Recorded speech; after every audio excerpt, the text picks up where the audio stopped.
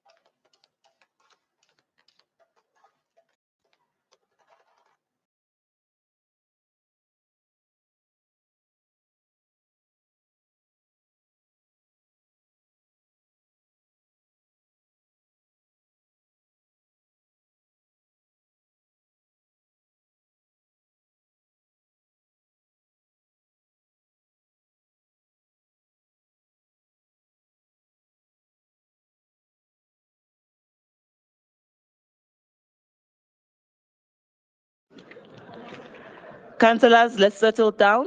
Zach Libatlang, Councillor Libatlang, please take your seat.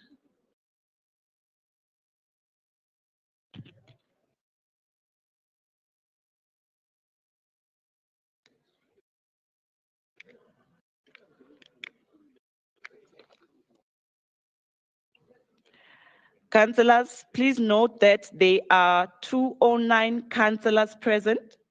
As a result, there is quorum and the meeting will continue. Councillors, we proceed to application for leave of absence. We have received the following apologies. Councillor Mokoena, due to bereavement in the family. Councillor Smith, to leave early at 4 due to religious reasons. And Councillor Skwaila, due to urgent council business. Are there any further apologies from all the whips? I'll start with Councillor Avan Smith, followed by Councillor Genevieve.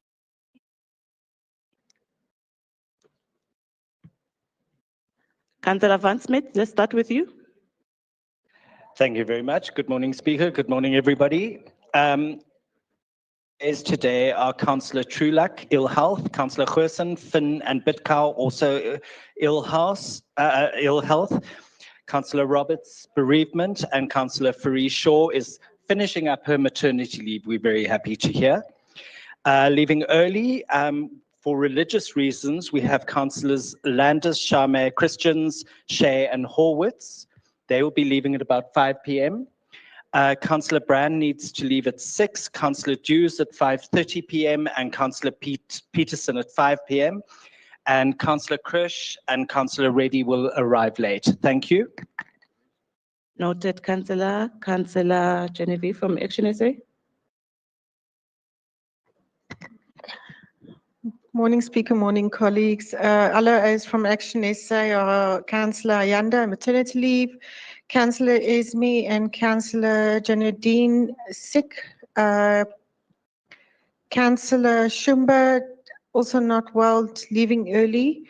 Councillor Sondag to leave at 4 if we're not done by 5. Councillor Lucanio, private business. Councillor Mkolisi, Councillor Zwane, and Councillor Mbasula all running late. Thank you. Noted, Councillor Delange from Freedom Fund Plus. Are you sorted? Okay. Councillor Mohapi from EFF. Thank you, Speaker. Greetings, everyone. From the EFF Caucus, it's Councillor Makafula. It's a council business outside the country. And MMC Mcini, late arrival. Thank you. Councillor Dami from ANC. Morning, Speaker. I've got apology of MMC Munisi. Thank you. Noted, Councillor. Sorry, Speaker. MMC Munisi is out of the country. Council business. Noted. Thank you, Councillor. Councillor Cook from Good Party. Morning, Speaker. Just to note that I will need to leave at 5 p.m. if we haven't concluded business by then. Noted, Councillor. I can see a hand at the back. I think it's from Al Jamai. Morning, Speaker. Morning, everybody. Due to Ramadan, we should be leaving at about 3. Noted, Councillor Simonse from Patriotic Alliance. Good morning, Madam Speaker. Good morning to the House. LOA for MMC Kunene is out of the country on council business, and Councillor Kaldin is off ill health. Thank you. Noted. Thank you, Councillor. Councillor Harris. Good morning, Madam Speaker. Colleagues, good morning. Please excuse Councillor Mkonza, who's off on party business, and Councillor Ralston will be joining us a bit later. I'd also ask to leave at around 6 o'clock if we're not done. Thank you. Noted. Thank you, Councillor. Okay, I think that's all the apologies that we received. Can we approve the apologies as submitted?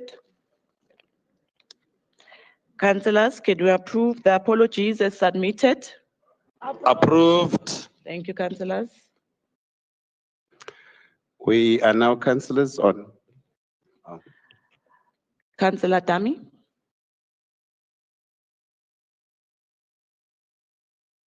Thank you, Speaker. Speaker, we are requesting 30 minutes break as ANC Caucus. Thank you.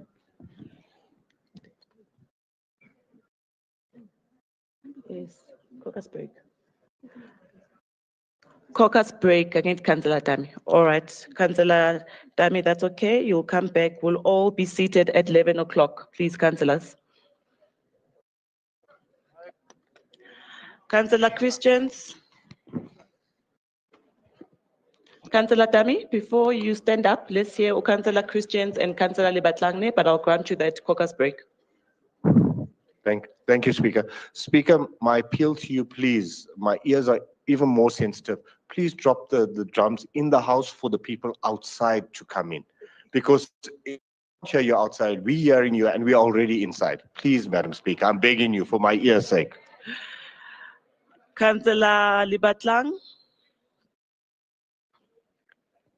Thank you very much, Speaker. Speaker, I just want to bring something to the attention of the House. Is that you know, Speaker, that we have noted that there are residents outside this particular building who are actually... Councillors, asimameleni. Sizoya caucus break, asimameleni. Libatlang. Speaker, can you please protect me? We know that the mayor... We know that the mayor committed in this house to deal with the issue of the 200 rand surcharge. Outside there are residents of the city of Johannesburg who are raising the issue of the surcharge. So can we please plead that the executive mayor goes and listens to those residents so that those residents can understand what is the city doing with the 200 rand surcharge. Please, executive mayor, thank you very much. Councillors, let's come back at 11 o'clock. Councillor Dami, you can go for that caucus break.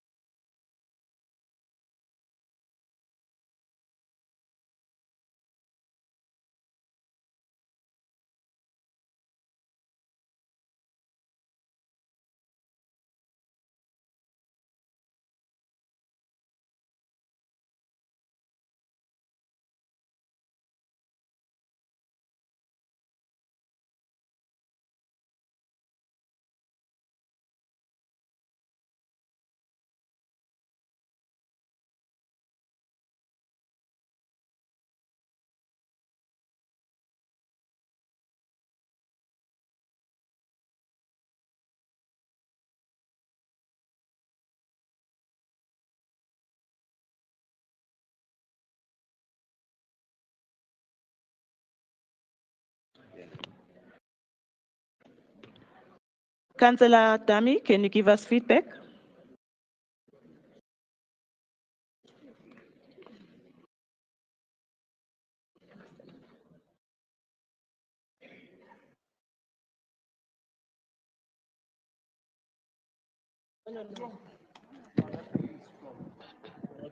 Yeah.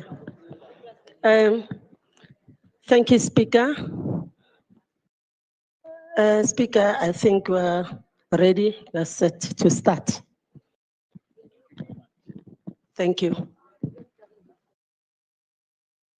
Thank you, Councillor Dami. Councillors, we are on recommendations to council.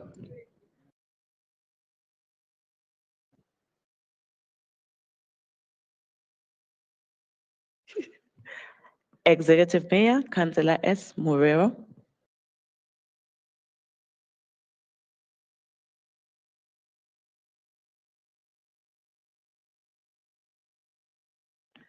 Executive Mayor, before you take the stand, Councillor Makwenchu, I see your hand is raised. Thank you, Somxelo. Somxelo, andinayo apha i-speakers list. Oh, engathi baninzi Somxelo. Uwe wedwa lapho. Hayi, Unganayo? baninzi Somxelo. Ivo yonke. Okay, yes, akhona manje. Executive Mayor. Thank you, Somxelo. Somxelo. Speaker of Council, Councillor Nobuhle, Mthembu, Velase, the Chief Whip of Council, Councillor Zungu, Chair of Chairs, Councillor Marema. Madam Speaker, in terms of Section 28 of the Municipal Finance Management Act,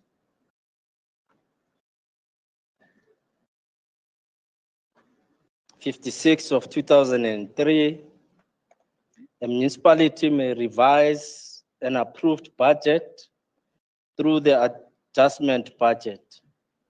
In terms of, oh, there's a hand speaker. Councillor Mabelebele.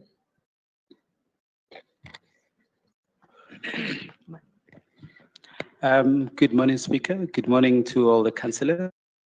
Speaker, I'm not sure if you're aware, there are residents of Johannesburg that are outside.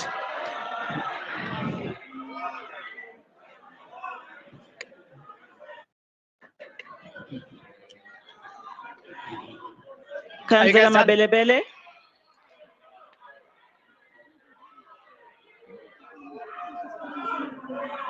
So I will wait for those that are howling to stop.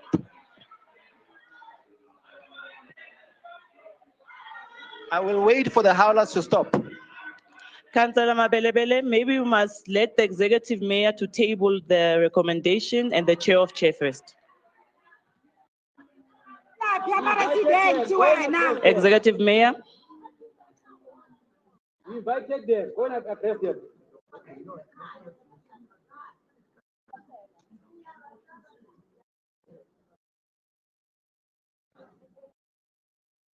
Councillor Mabelebele, please switch off your mic. It's off. Thanks, Speaker. Speaker, in terms of Section 28 of the Municipal Finance Management Act,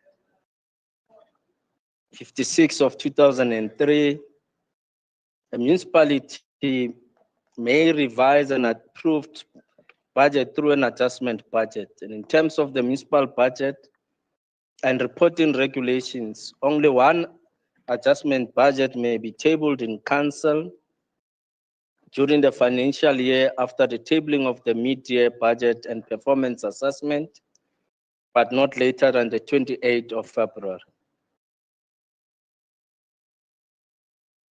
In line with this requirement, the council meeting for the February set on the 27th of February to consider the adjustment budget, operating budget, capital budget, as well as the funding plan aligned to the capital budget, amongst other reports. So Section 160 of the Constitution of South Africa requires that the approval of budget is subjected to a decision taken by the majority of council members. However, despite the adjustment budget being debated, it could not be put on a vote on that day. On the 28th of February 2025, I therefore followed the provisions of the FMMA Section 27(3), read with Section 63(1) of the Municipal Budget and Reporting Regulation, and wrote to the MEC of Gauteng for Finance and Economic Development, Mr. Nobuhle. I requested him to consider a request for us to deviate from the provisions of the Municipal Finance Management Act number 56 of 2003 and the Municipal Budget and Reporting Regulations by requesting permission to be given for another opportunity to present the adjustment budget for a vote by a council. On the 7th of March, MEC Maile wrote back reporting that the request and indicating that we must adopt the adjustment budget by the 18th of March 2025 with no further extensions being granted. He also noted that this process of reconsidering the adjustment budget should not in any way affect the process related to the tabling of the 2025-2026 midterm revenue and expenditure framework.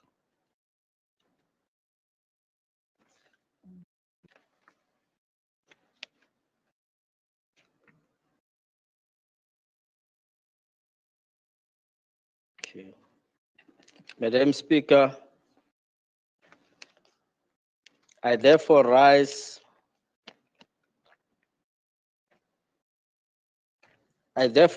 Madam Speaker, to table the adjustment budget for consideration by council. Thank you.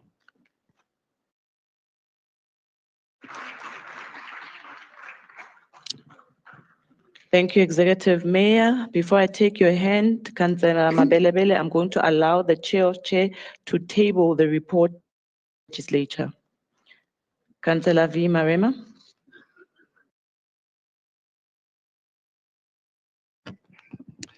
Thank you very much, Speaker. Much of the temptation from the words by the Mayor of the City of Johannesburg, quoting the statutes that guides local government and the metropolitan cities, Section 28(6) of MFMA. I think it's something we can all learn from. I rise, Speaker, to table the legislature report. Thank you. Thank you, Chair of Chair. Before I take any hands, I'd like to acknowledge the presence of the UDM Gauteng Provincial Secretary, Mr. Andile Jabavu. You are most welcome, Mr. Andile Jabavu. MMC, before I come to you, let me start with Councillor Mabelebele. Well, Speaker, thank you for the opportunity. We really appreciate it. Look, we have requested for the mayor to go out and address the people. We know that he is not going to do that because he is absent in the city of Johannesburg. Therefore, we are going to request you as the Speaker of Council. You might not have the executive powers, but you have the legislative powers. So we are requesting you to go and listen to the residents of Johannesburg. They might be wearing Action SA t-shirts. Some of them are not our members. Therefore, we are requesting you to please go out. You've got the legislative powers to do that. It is your role. Councillor Mabelebele, I've heard you. You are requesting the speaker to go out and address the residents. I've heard you. MMC Masugu. Thank you, Madam Speaker. Executive Mayor of the City of Joburg, Councillor Dada Morero, Madam Speaker, Chief Whip of Council, fellow councillors, and residents. Madam Speaker, On behalf of the executive, we would like to elevate item 55, item 55A, B, and C as the first item, please, Madam Speaker. 55A, B, and C, which is the adjustment budgets and all the related documentation in A, B, and C. Following that, Madam Speaker, we will then ask to follow with item 57, which is the media review of the the SDBIP. Item 57, can it please follow immediately after 55? Thereafter, Madam Speaker, we follow then with the deviation, which is the media service level standards adjustment, which is item 58. So we would like to request that it be item 3, Madam Speaker, in the elevation. Then the fourth one, Madam Speaker, would be item 51, which is the IDP for public consultation. The fourth one will be item 51, which is the IDP for public consultation. Are you with me, ma'am? Yes, I'm with you. MMC, item 55. Yes, ma'am. That includes A, B, and C. Yes, ma'am. Item 57, item 58, and item 51. Yes. Then we follow with item 52.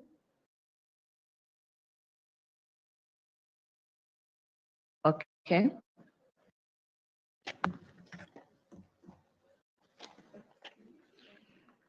And then we follow with the contract extension for SEP,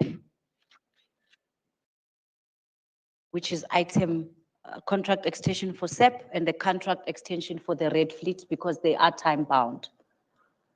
Is that included in item 52? Yes, ma'am. Item 52, then we follow with item 54, which is the contract extension for the fleet. And then the last one, ma'am, will be the contract extension for the SEP support and maintenance.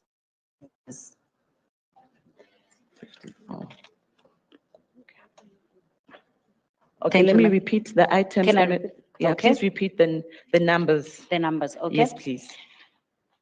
We are requesting that we start with item 55, which is the adjustment budget, which is 55A, B, and C.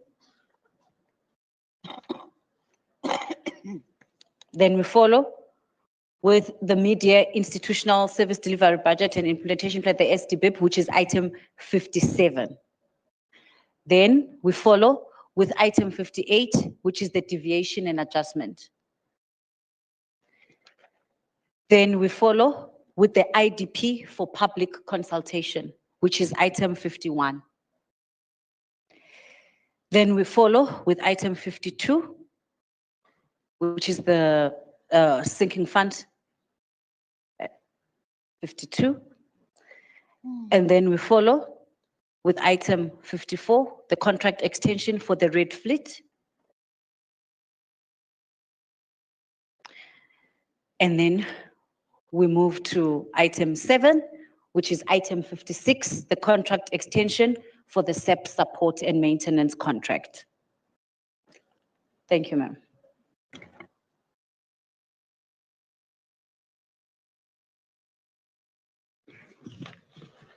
Okay, so it's item 55 for record keeping, A, B, and C, item 57, item 58, item 51, item 52, item 54, and item 50, is it 56? 56. Okay. All right, MMC, I'll accede to that request so we get the adjustment budget out of the way.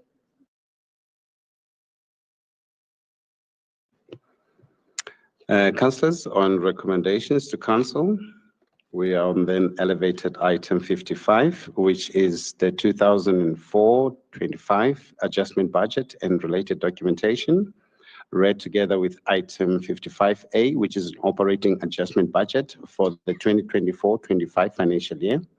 also read together with item 55B, which is the capital adjustment budget for the 2024-25 financial year. And lastly, read with item 55, which is then the funding plan for medium-term capital budget.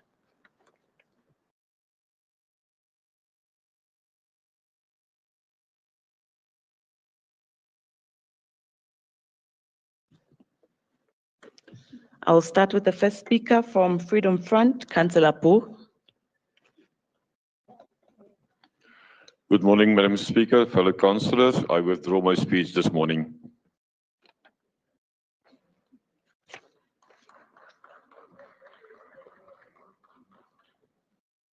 Okay, Councillor Boo. Then I'll go to DA, Councillor Santana. Thank you, Madam Speaker. Madam Speaker, I rise to speak on item 55, 55A, 55B, and 55C, the 2024-2025 operating adjustment budget, capital adjustment budget, and the funding plan for the medium-term capital budget. Madam Speaker, I've already spoken on this item on the 27th of February, on this actual item. So I'm not going to rehash my speech per se, but I am going to say a couple of issues that are plaguing us and our residents, the residents of Johannesburg. Madam Speaker, also want to just extend our gratitude to the Mayor and the MMC of Finance reaching out to us for engagement. Obviously 2 weeks subsequently have passed since my initial speech, and certain information has come to us after that, that being the second quarter report, which obviously highlights some issues and concerns to the city of Johannesburg as well. And I also requested the January MMFA in monthly reporting, which we haven't yet received, just to see on an engagement whether what the MMC has factually played out. So unfortunately, once again, we don't get information timelessly. It makes it very difficult to in good faith, try and assess whether what we've been told is factually there or not. But let me just put this in place. The engagements were fruitful. It's just unfortunate that once again, we have not acceded to our requests in terms of adding certain line items.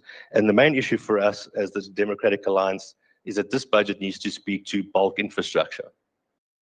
Bulk infrastructure. It was disappointing to see in the capital budget that we still have expenditure going towards office furniture, et cetera, when we should be focusing, and I mean focus, on specific items, be Joburg water and city power, infrastructure.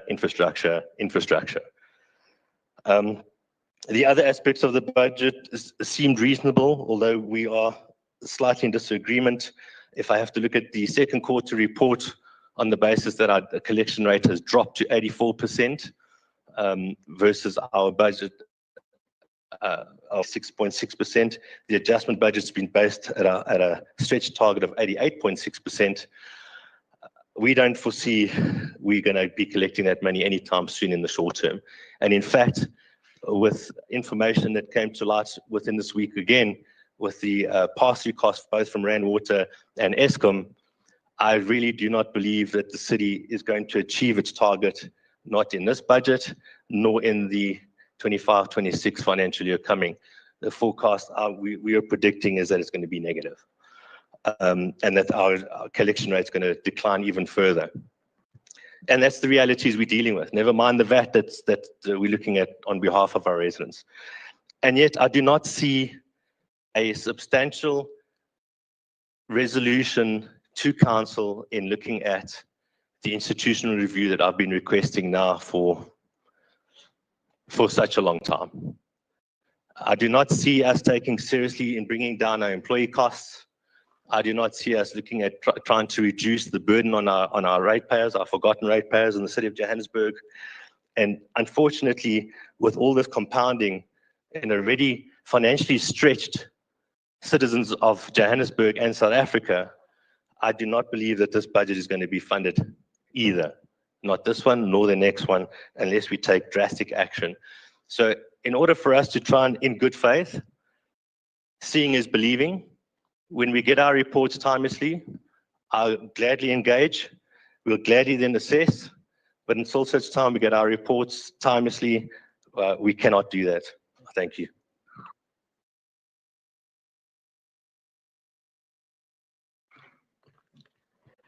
Thank you, Councillor. UTM, Councillor Zikebe.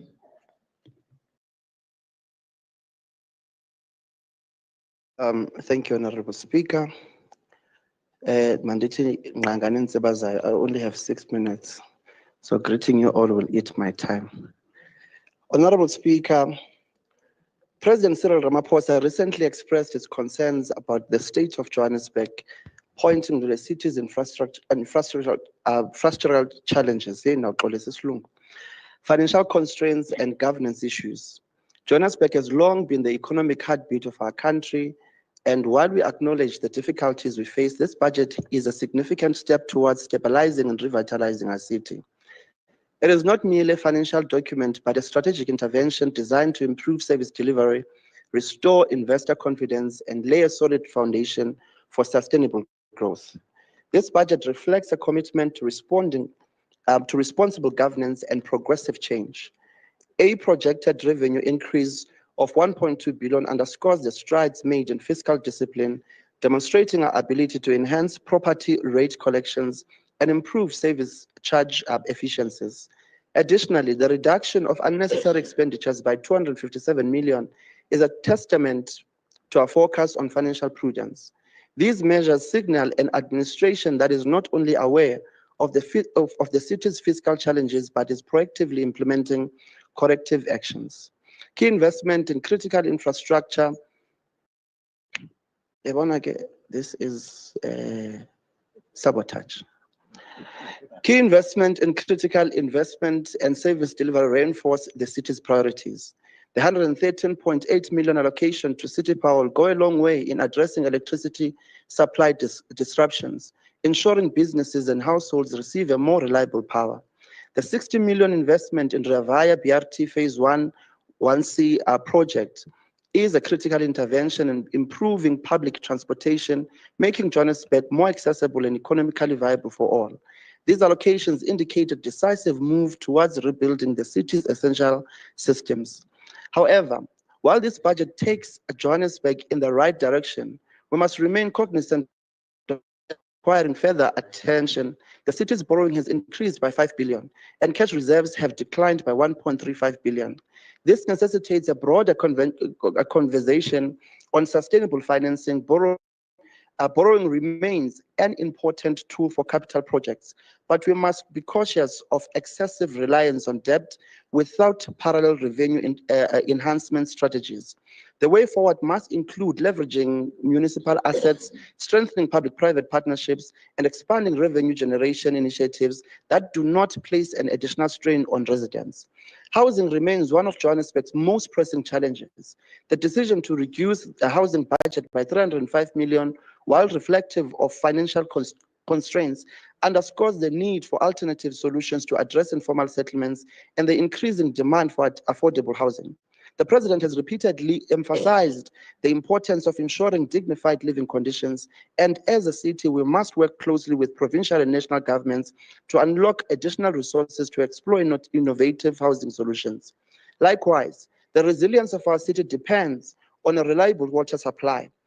Johannesburg Water's infrastructure is under immense pressure, with frequent disruptions that threaten economic productivity and quality of life. While this budget does not allocate funds to water infrastructure, a more aggressive investment strategy is required to modernize aging infrastructure and introduce sustainable water conservation initiatives. Our commitment must be to ensuring water security for all, and that requires continued effort beyond allocations made today. Johannesburg cannot thrive unless its residents feel safe. The reality of rising crime and political violence, including the assassination of councillors, is deeply concerning.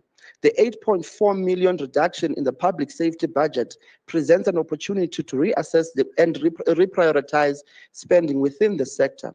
Safety is not just a law enforcement issue, it is an economic one. Businesses, investors, and ordinary citizens need a secure environment to prosper. Therefore, we must ensure that community policing initiatives, crime prevention strategies, and surveillance technology investments are not only maintained, but expanded where possible. This debate is not about opposing the budget, but about refining our approach to its implementation. We stand united in ensuring that this financial plan delivers tangible results for Johannesburg residents. To do this, we must bolster financial stability, reduce reliance on debt by leveraging city-owned assets, encouraging public-private partnerships, and enhancing revenue collection mechanisms. We have to drive economic growth by restoring funding to economic development programs that support small businesses, attract investment, and stimulate job creation. We have to prioritize housing and service delivery, work towards restoring housing allocations, and ensuring adequate investment in basic services, including water and sanitation. We have to strengthen public safety, invest in law enforcement capacity, crime prevention programs, and proactive measures for public officials. This budget marks a turning point for Johannesburg. It is an opportunity to rebuild confidence in governance, accelerate service delivery, and create an inclusive, economically vibrant city. However, our 20 success will seconds depend remaining. on how well we execute these plans. We must move forward with a collective commitment to effective implementation, ensuring that the people of Johannesburg experience the benefits of these allocations in their daily lives. Johannesburg cannot afford hesitation or inefficiency. We must act with agency, focus, and unity to deliver on the commitments outlined in this budget. We support the adjustment budget. Thank you.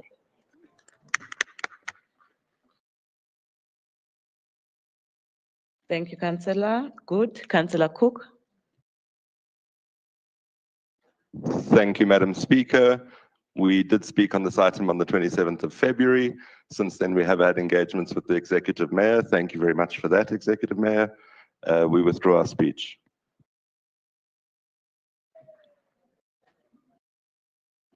ACTP, Councillor Harris.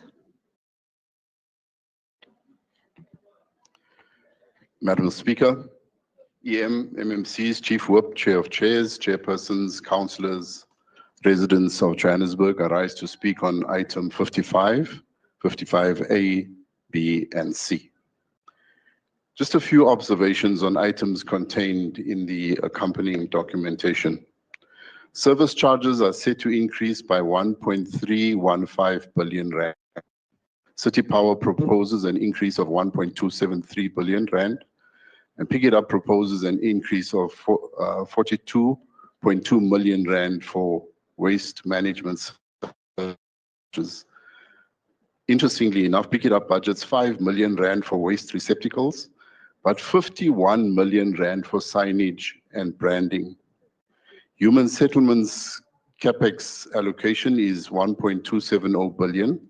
The ACDP appreciates the two grants of 701.4 million for the urban settlements development and the upgrading of informal settlements program, an amount of 537 is allocated. 654 million is provided for Lufereng. Yet for the upgrading of stock and old age homes, only 9.1 million rand is provided. Minuscule amounts are set aside to maintain the council-owned stock as required by the Rental Housing Act, Act number 50 of 1999. Unless the Human Settlements Department feel they are exempt from maintaining their properties in an habitable state, this small paltry amount is a sin. Interest payments are 2.5 billion rand. This is 18% of the capex budget versus a target of 10%. Residents are going to be burdened even more with the proposal to increase revenue. The insensitivity shown to hard-pressed residents is a massive cause for concern. As the economic engine of the country, this budget makes a feeble attempt at boosting the economy and creating an environment for sustainable growth. The city has complied with the various sections of the MFMA in raising debt. The report offers no viable plan, though, to reduce the debt burden on the city. One would think an interest obligation of 2.5 billion rand is incentive enough to become creative about reducing debt. Sadly, there appears to be no urgency, innovation, or creativity in presenting a robust plan to manage debt and to allocate sufficient funds to visible service delivery, especially in dealing with the water crisis. There is no evidence that the residents of Region B and Ward 82 specifically will benefit from this budget. Regrettably, the ACDP does not support the budget in its current form. I thank you.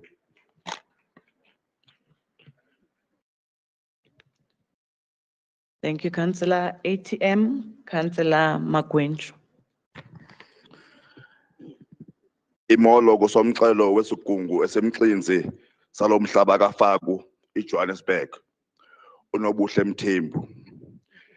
Imolo kwiphini lesigungu uTata Murero.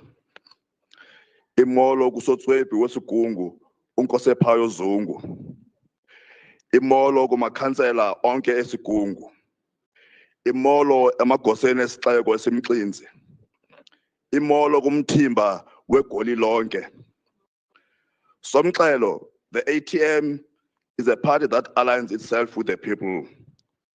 We are here to represent the people of Johannesburg, and we shall always remain on the side of the people.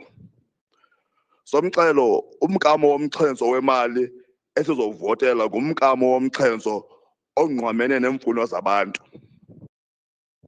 The people of Johannesburg are struggling with unfavorable economic decline, which has led to joblessness and closure of businesses for many. The VAT that is proposed in the national budget will also not make things easier for them. The people of Johannesburg deserve better. They deserve service delivery. They deserve a better life. Most importantly, they deserve the overall improvement of their quality of life. Somxhelo, I want to applaud MMC Arnold for ensuring that this budget adjustment is not about rebasing. This gives clear indication that revenue collection and thus cash flow is improving. This signals the city's commitment to creating a better tomorrow for the residents. This gives the impression that the government of local unity is indeed a listening government, and it is responding positively, hence this kind of an adjustment budget. JCL and the JAC have been considered. The people of Matholesville will eventually get their multipurpose center. Somxhelo, there is still an outcry from the people of Johannesburg about the electricity surcharge that is worsening the plight of the poor residents of Johannesburg. Somxhelo, we are alive to the reality of financial constraints facing the city of Johannesburg, which is largely expected to be self-sufficient as a metropolitan municipality. Hence, the much-needed additional revenue generation, which brought the executive to the implementation of the 2019 resolution, council resolution of the 230 surcharge. Somxhelo, as the ATM, we feel that the city should never allow a situation where the poor is subjected to the same tariff as the 230 to a poor household on prepaid is a lot of money compared to a 230 to a household whose property value is more than 1 million rands. A balancing act is. Somxhelo, we are alive to the fact that the issue of the 230 surcharge was a council resolution that had gone through the public participation process. The conditions of the people have since worsened compared to when this resolution was taken during Mr. Herman Mashaba's era as the executive mayor of Johannesburg. Somxhelo, it is for this reason that as the ATM would like to call a debate in council on the matter.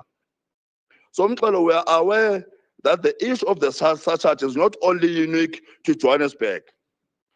Ungahamba Somxhelo uye Cape Town, ungaye eKuruleni Somxhelo, nayo banayo. And Somxhelo eyase Johannesburg incinane kunabanye omasipala aba. Somxhelo, there are various revenue generating streams that can be created which will cushion the poor against the ever-rising cost of living at the same time. Kona Somxhelo mtakatata, as the ATM, we feel that this is a more balanced budget and it seeks to improve the lives of all those who live in Johannesburg.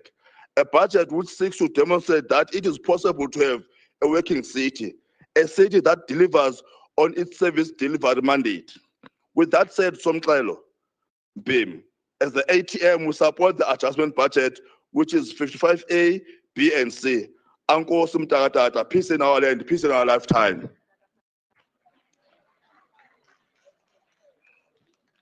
Thank you, Councillor. Action SA, Councillor Nkonyen.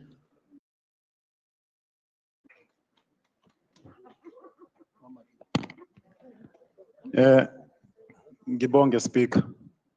Ngibingelele umkhandlu, amakhansela laba basivakashele nalaba basibuka kwezokuxhumana emakhaya.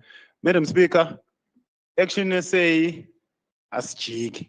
Sisame la ade sime khona na last week or whenever the last time we were here. We stand resolute. No, you don't have to care, it's fine. But we stand resolute and unwavered. We have spoken to this issue of the surcharge.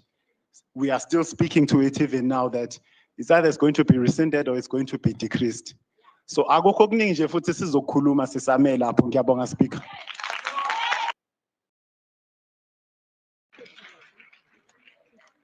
Siyabonga Councillor EFF, Councillor Nhlapo.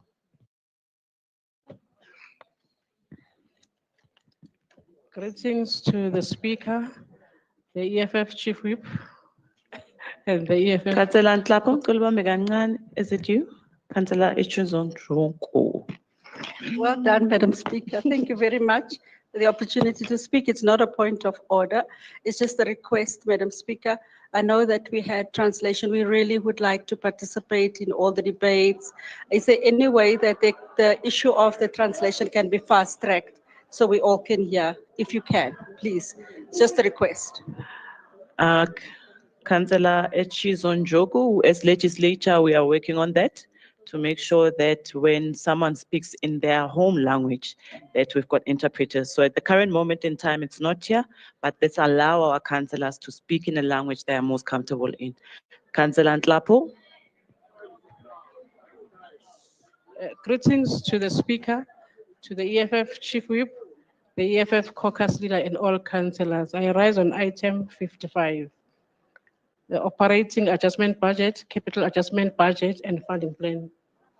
This adjustment is a necessary exercise to align our financial planning with mid-year performance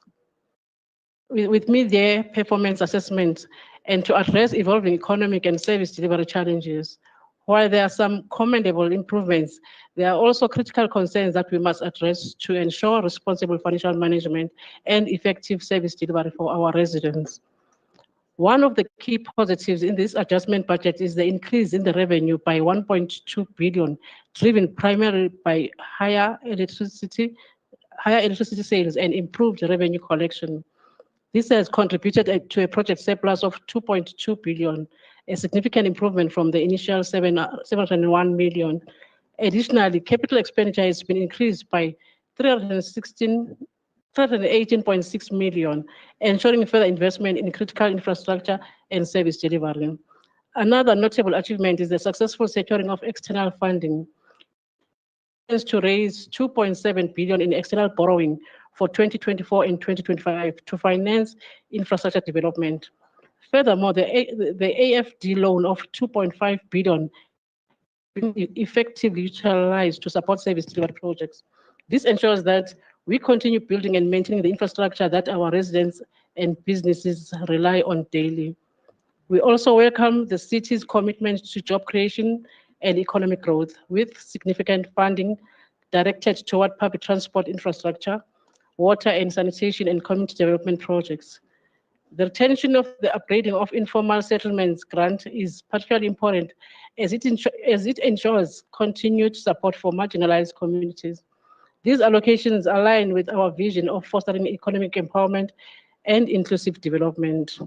Despite these improvements, there are areas of serious concern that require urgent intervention. One major issue is the underperformance in the revenue collection, particularly in property rates and service charges. Debt impairment has increased, signaling that many residents and businesses are struggling to pay their municipal bills. If this is not addressed, it will continue to put pressure on the city's financial sustainability.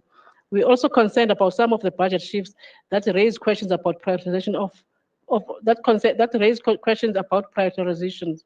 For instance, 80.7 million has been removed from the BRT Phase 1C roadways project, which could negatively impact the expansion of public transport infrastructure. Similarly, while funding for community development projects has increased, the budget for upgrading the informal trading permit system was reduced by 5 million. Informal traders are a vital part of Johannesburg's economy, and such budget cuts risk undermining the ability to operate effectively. Another pressing issue is the city's increasing reliance on short-term debt. The city's short-term borrowing exposure now stands at 5 billion, raising concerns about financial sustainability. While the city has managed its debt repayments effectively so far, we must ensure that borrowing remains within manageable limits to avoid financial strain in the future. To address these challenges, the city must take urgent steps to strengthen revenue collection mechanism. This includes expanding revenue enhancement programs and considering a targeted amnesty program to recover outstanding municipal debts. We must ensure that our revenue collection processes are efficient, fair, and accessible to all residents. Secondly, there must be improved budget prioritization for essential services instead of cutting funding for key infrastructure projects. We should be relocating resources strategically to ensure that public transport expansion, water infrastructure, and job creation programs receive necessary funding. We urge the city to increase support for informal traders and youth employment initiatives, as the sectors play a crucial role in economic growth and empowerment. It is also imperative that we set aside sufficient resources to complete unfinished health and social development infrastructure projects, ensuring that our communities receive the essential services they deserve, while also increasing investment in public safety to address rising crime and enhance the security of all residents in Johannesburg. Lastly, we must implement measures to mitigate financial risk. The city must establish clear timelines for the repayment of short-term debt to avoid overexposure. Additionally, there should be a greater oversight on capital projects to prevent wasteful expenditure and ensure that funds are being used effectively for their intended purposes. Honorable Speaker, while we recognize the shortcomings in this budget, we also acknowledge the progress that has been made in stabilizing the city's finances and increasing service delivery investment.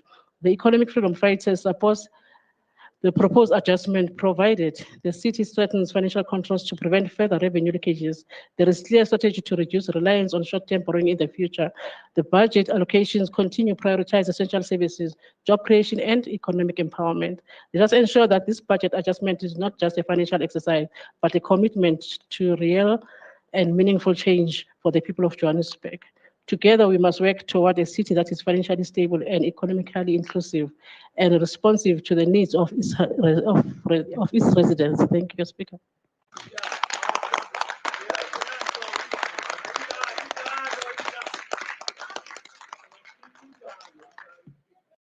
Thank you, Councillor Ntlapo. ANC, Councillor Khateb.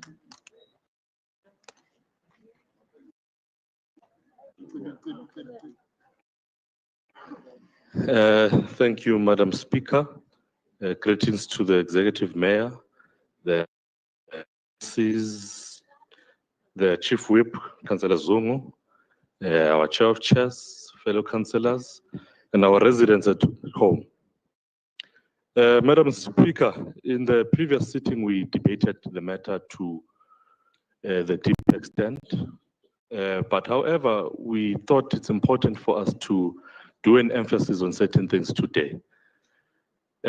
Firstly, Madam Speaker, you know, City of Johannesburg is going through a period that is a bit turbulent, a period where we are supposed to move from the financial difficulties that we faced to a prosperous city. At some point, this particular city, under the leadership of the ANC, used to get amazing credit ratings.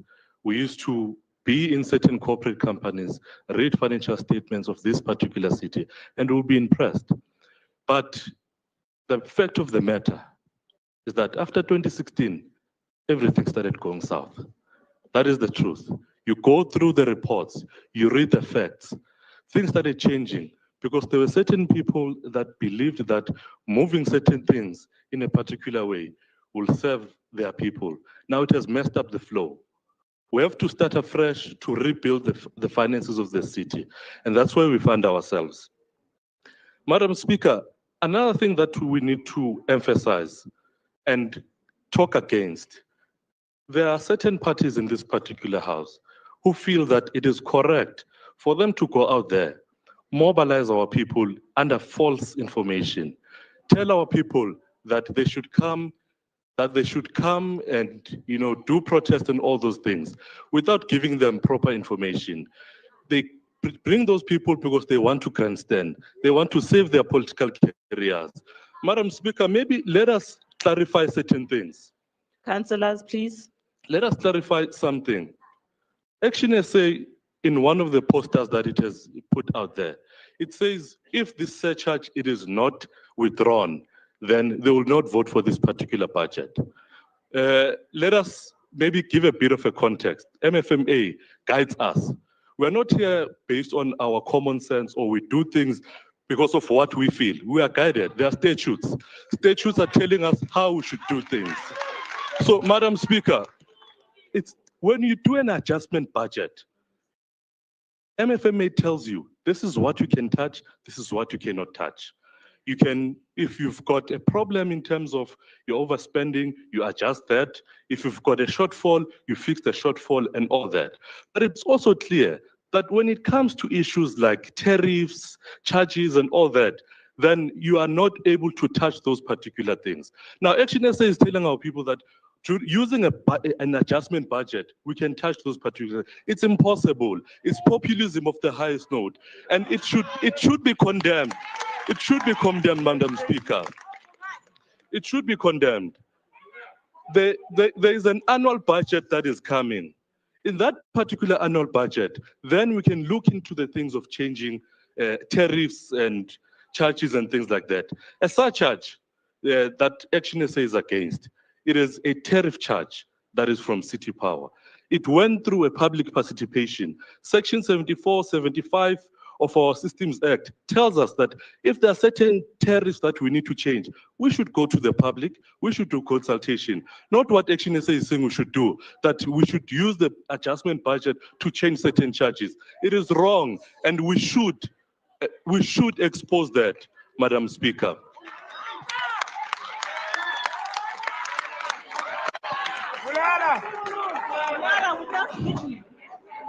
Councillor Khatebe, Kalubambe kancane, I Thank see you. a hand. Action SA, I'll only allow one hand between the Chief Whip and Councillor Mabelebele. Which one?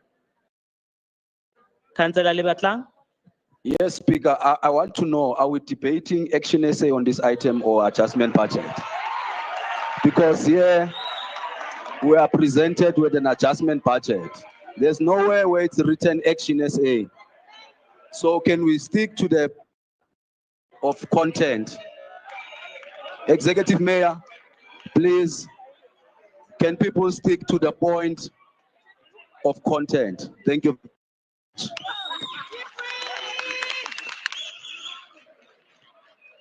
Councillor Khatebe, ungaqhubeka. Thank you, Madam Speaker. Madam Speaker, I know populism will be the end of this country. If we continue in this trajectory, this country will end.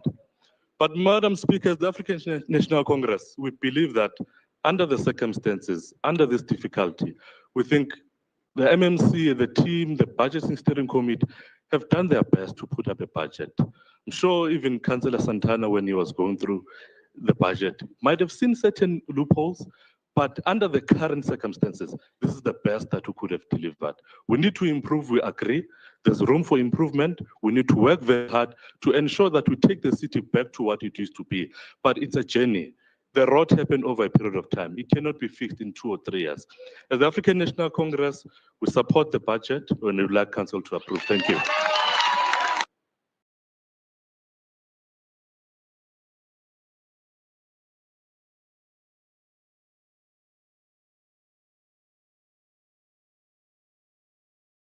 Yakhala induku kule bahlali.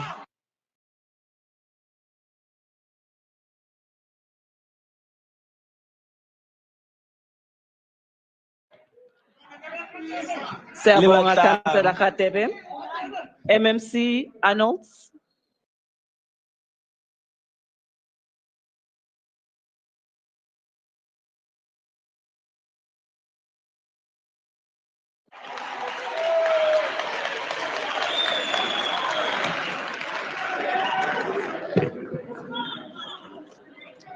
Good morning to the Executive Mayor.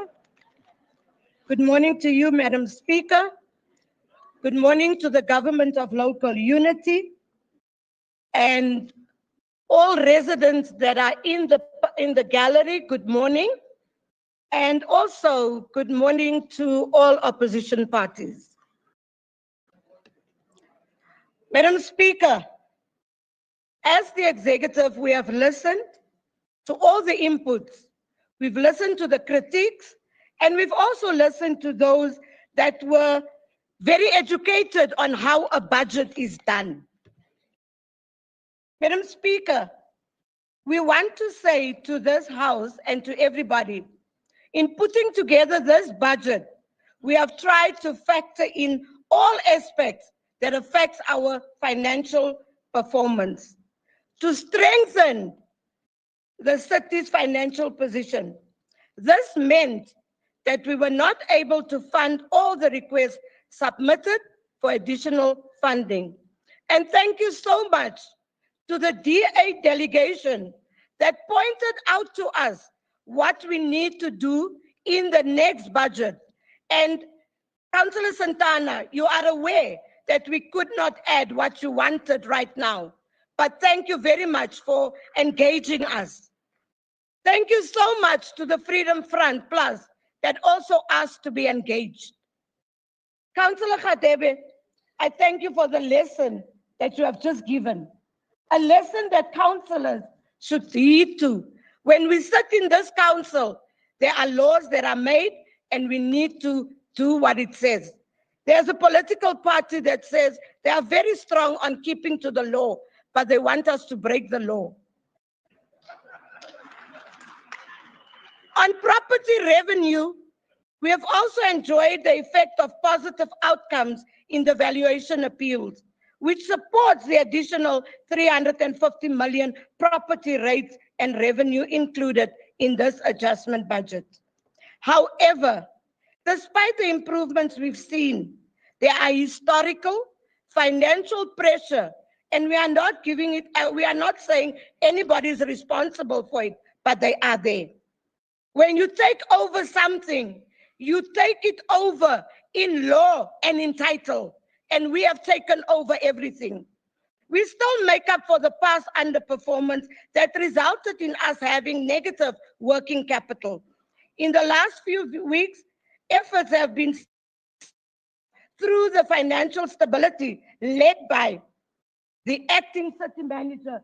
Thank you, city manager. The additional income is tied to expenditure to enable this anticipated inflow, which will go towards rebuilding the city's working capital and cash reserves. I have a very long speech, Madam Speaker, but I want to say that I ask this House to therefore approve this budget. The budget is a budget that is there for all our residents, not for those in the leafy suburbs and those in the townships, but for all of us. And we should also try as councillors to ensure that we encourage our residents to pay for services, and we should also pay for services. I thank you.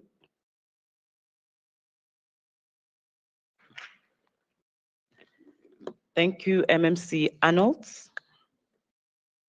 Councillors, the recommendations for item 55A are on page 55A.25. Is the item agreed to?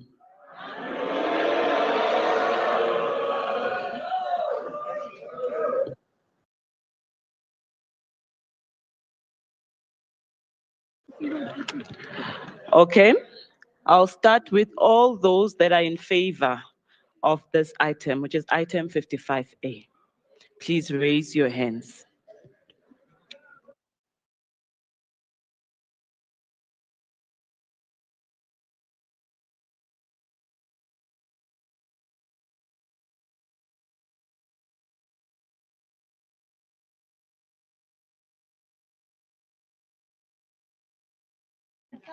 Waze wa toxic umshado bo.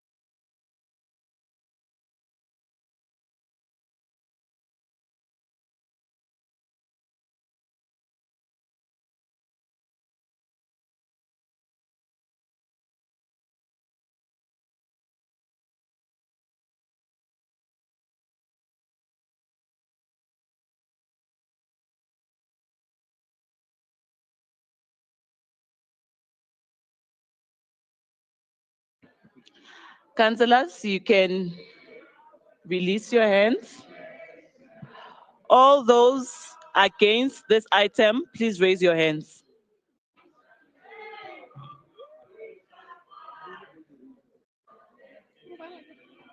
Ay.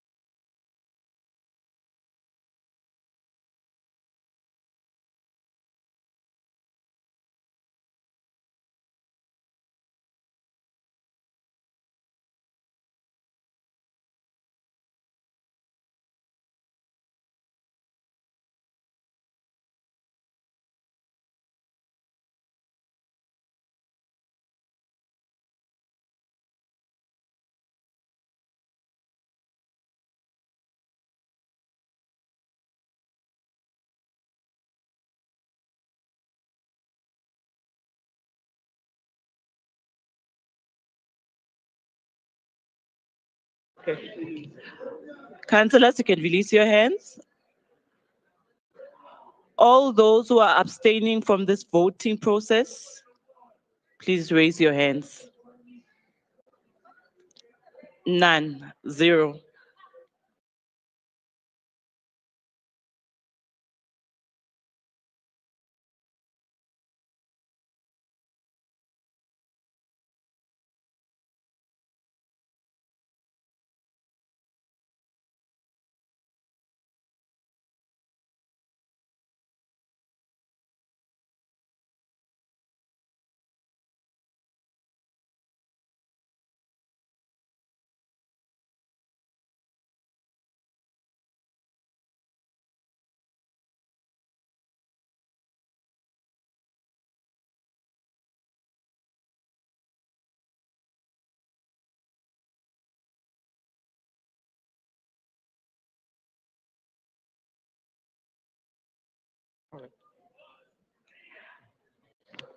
All right, councillors, for item 55A, which is the operating adjustment budget for the city of Johannesburg, the number of councillors who abstained, it's 0.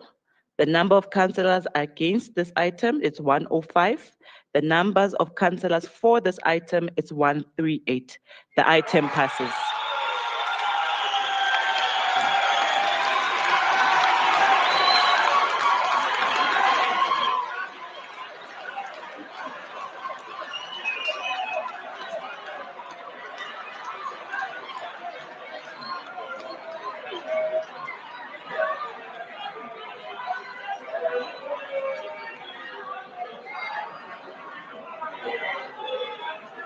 That's it.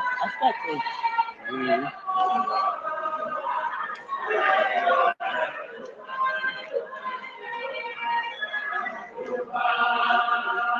Ascate. We have executive mayor Ascate. Ascate. That was operating.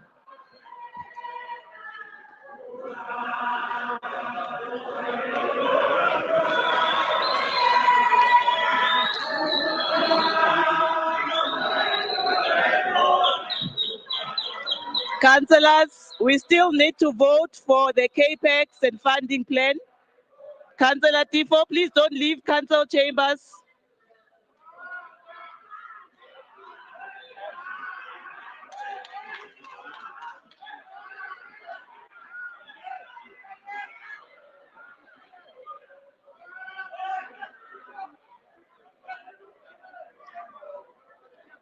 Councillors, that was item 55A. We still need to vote on item 55B, and I'll combine item 55B with item 55C.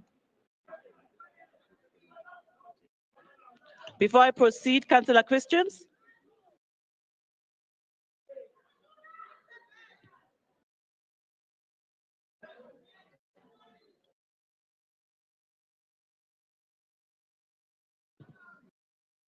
Councillors, please switch off your mics.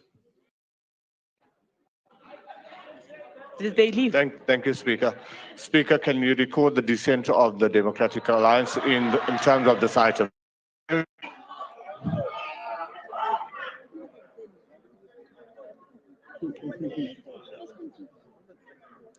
Councillor Tifo? Speaker, thank you very much. Before I get to what I want to say, after I'm done, could you please ring the bell? But Speaker, I've noticed a very wrong trend that is happening in this council. People vote, after being chowed, they want to dissent. Please, Speaker, can you refer this to the Rules Committee so that we can clarify this thing? Because you can't be chowed and want to dissent. You must decide which one is which. Thank you very much. Councillor Tifo, chowed. Chief Whip of Council. Chief Whip, our councillors, are they inside the council chambers?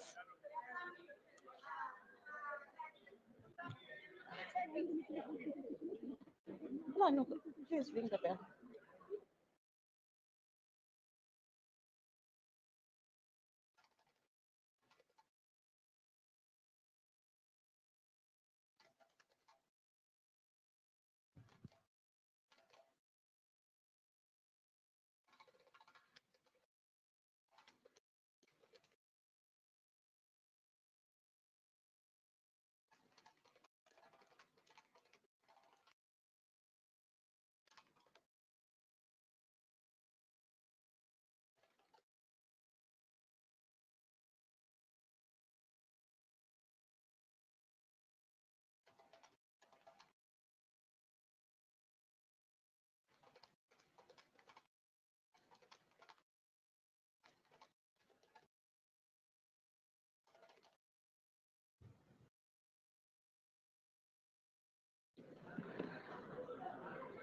Thank you, Deputy Chief Whip, Councillor Dami, for that thumbs up. Councillors, we still have item 55B. I'll combine item 55B, which is the capital adjustment budget for the City of Johannesburg, with item 55C, which is the funding plan for medium-term capital budget. Councillors, the recommendations are on page 55B.17, and the other one for item 55C, the recommendation are on pages 55C.12 to 55C.14. Are the items agreed to?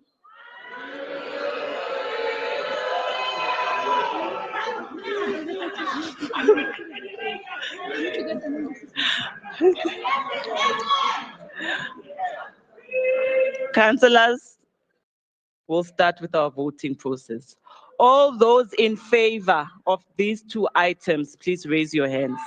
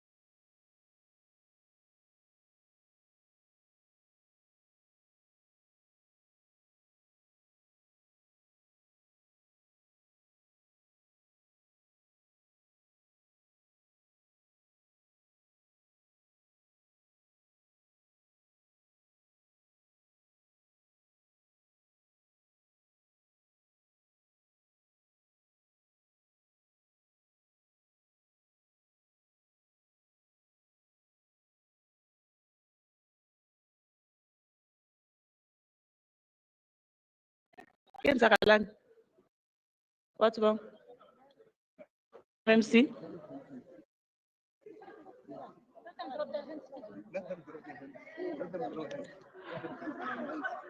Okay. Councillors, you can put down your hands.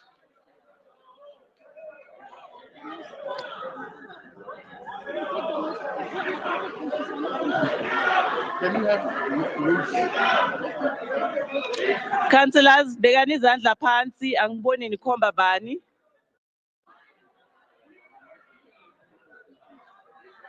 Yeah.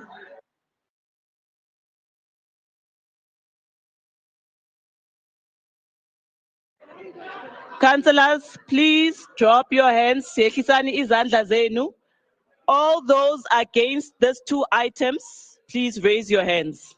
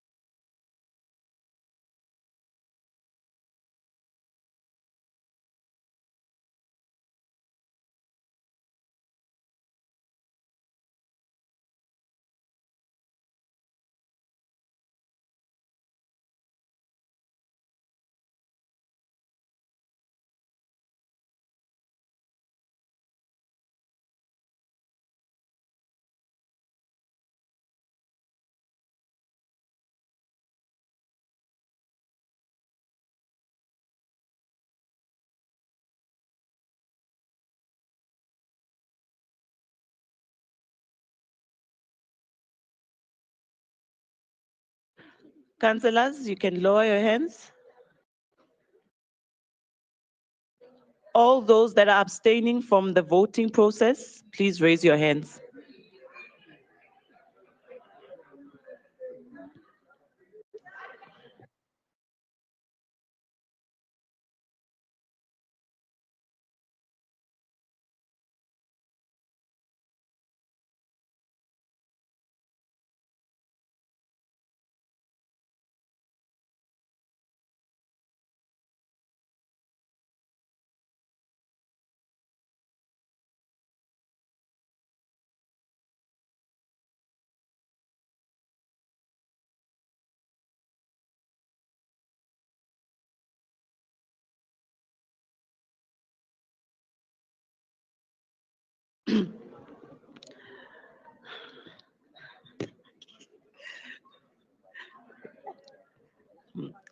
Councillors, the results are as follows. All those that were abstaining from this voting process is 0. All those against item 55B and item 55C, 106. All those in favor of item 55B and item 55C, 137. The items passes.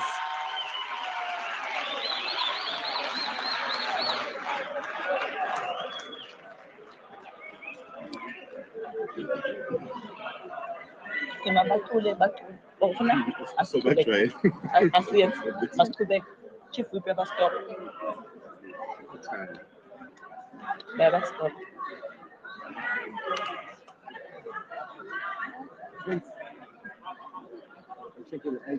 I think, or Master check IT. Councillor Christians.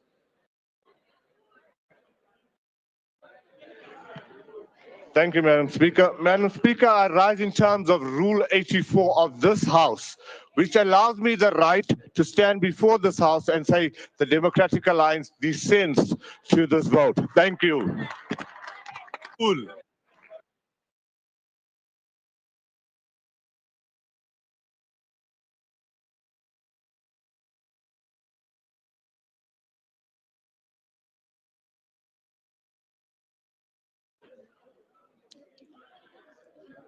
Councillor Christian, please switch off your mic.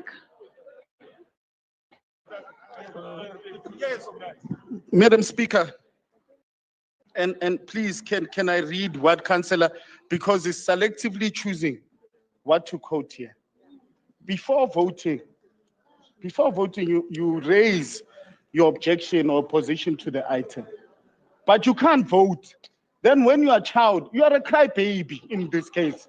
Don't be a crybaby, just take the, please, we cannot be abused like this. Please, take the pain, and you'll be fine. You'll learn from these lessons, don't worry. Councillors, I'm advised by legal that you can't participate and dissent. So let's leave it at that. Secretary to Council, let's continue.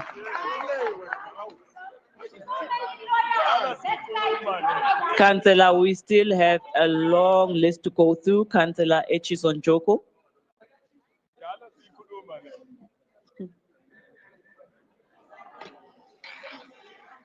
Madam Speaker, thank you very much. I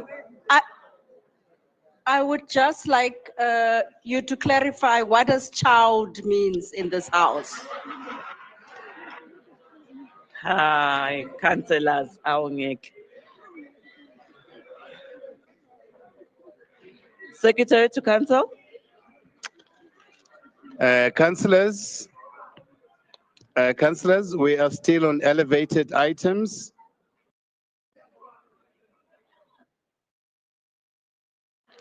Councillors, please settle down. Our items are still far from being over. Secretary to Council. Councillors, we are on item 57, which is the 2024-25 media review of the institutional service delivery and budget implementation plan, departmental and municipal entities business plan. The first speaker on the list is from DA, Councillor Hooper.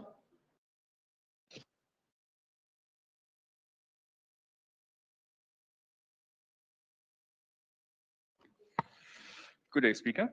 I rise to speak on item 58, the mid-year review of the institutional SD, BIP and the city's business plans, all protocol observed. Speaker, we welcome any changes to political priorities and mandates and the streamlining of decision-making in the city. But when it does not serve the core mandate of basic service delivery to Johannesburg's residents, then what is the point? Any deviations and adjustments should be aligned to the strategic priority of providing uninterrupted basic services to all communities within the city's boundaries. Changes to the institutional service delivery and budget implementation plan should be aligned to the clear need to retain businesses, investors, and residents, as many are currently semigrating out of the city. The SD-BIP gives effect to the Integrated Development Plan, the IDP, and budget of the local government, and effective implementation is only possible if the IDP and the budget are fully aligned with each other as required by the MFMA. Section 1 of the MFMA defines the SD-BIP as a detailed plan approved by the mayor of the local government in terms of Section 53 for implementing the local government's delivery of services and the execution of the annual budget, which must include, as part of the top layer, the following: projections for each month of revenue to be collected by source and operational and capital expenditure by vote, and service delivery targets and performance indicators for each quarter. According to Section 53 of the MFMA, the mayor of the local government must take all reasonable steps to ensure that the local government's service delivery and budget implementation plan is approved within 28 days of the approval of the budget. The mayor is to receive the draft budget 14 days after approval of the budget, and therefore the final SD-BIP should be approved 14 days after receiving the first draft. Unfortunately, the persistent delays with publishing the budget and related reports has put the SD-BIP at risk of non-compliance and key functions shackled with delayed decision-making and shifting priorities. Speaker, Johannesburg is in a crisis. Businesses don't have electricity due to faults and poorly maintained electricity infrastructure, and communities across the city go for days without water. In fact, many businesses and international firms based in Johannesburg have spent millions systems for electricity, and many property owners have indeed installed JoJo tanks for backup water supply, as previously recommended by the current mayor. Speaker, we have indigent residents in townships with sewage flowing through their houses, and we have poor residents in informal settlements with no night lighting and broken communal taps. While priorities and KPIs may be aligned to SMART principles, that doesn't mean that they are the right set of key performance areas that should be focused on and should be ranked at the top of the list.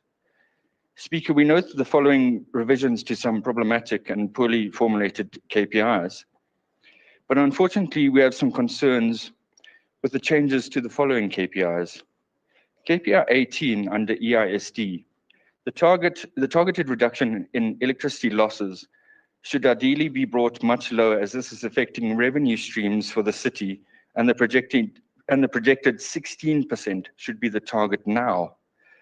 KPI 47, under the City Manager's Office, we argue that the customer satisfaction survey should be upheld and not replaced with a high-level polling survey with less objective and factual measurement of satisfaction and dissatisfaction of residents and stakeholders across the city.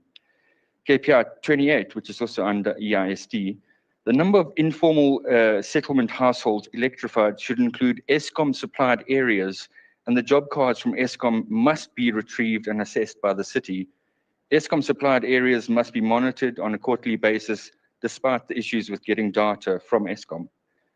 KPI 39 under public safety, this new indicator must include private buildings and developments being inspected using both EMS bylaws and Cllr national regulations. And the last one, KPI 40 under public safety as well. This indicator is unmeasurable, and the new KPI must measure specific crimes that can and must be reduced in relation to the core mandate of the Public Safety Department and obviously JMPD. Speaker, in conclusion, we do reject the report, and we have serious reservations about the downgraded targets, lack of financial prudence, and misaligned priorities. The city cannot afford to waste resources on unfunded mandates, whilst residents suffer from failing infrastructure and deteriorating services.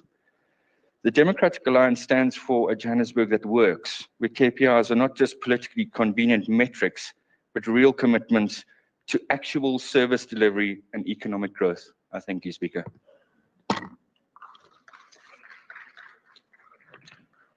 Thank you, Councillor. Action SA, Councillor Coverdale. Thank you, Madam Speaker.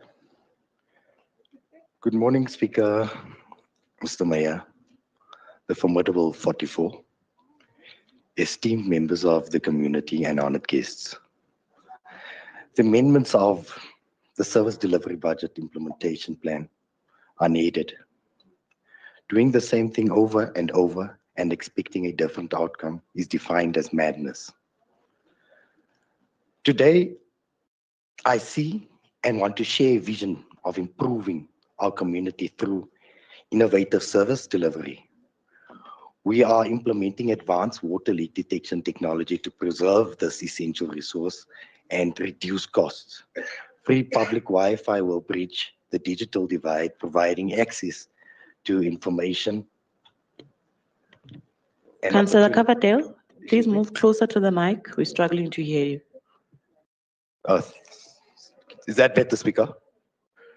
Much better, thank you. Access to information and opportunities for all.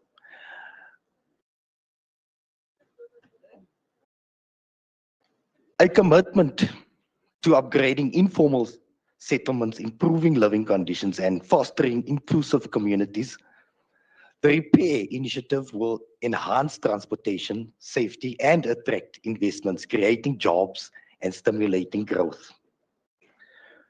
We'll also redevelop abandoned buildings and revitalize our neighborhoods and prioritize crime prevention to ensure safety for all. By leveraging technology and in our structure, we aim to create a thriving, resilient community. Madam Speaker, there is, however, one flaw I have identified. In order to support stability, We have to reverse the surcharge on electricity tariffs, which makes energy more affordable for everybody. The mayor promised it will be revised in 2025. Well, Mr. Mayor, it's 2025, time to do what you promised. I cannot see a reason why anybody could reject this report, not even the mad, bad, angry blues on my right.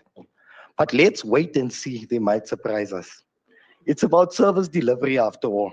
Implementation of this vision is key, and we will be monitoring the process. Let us work together as councillors of this city to build a brighter, corruption-free future for everybody. Goedendag, and I thank you.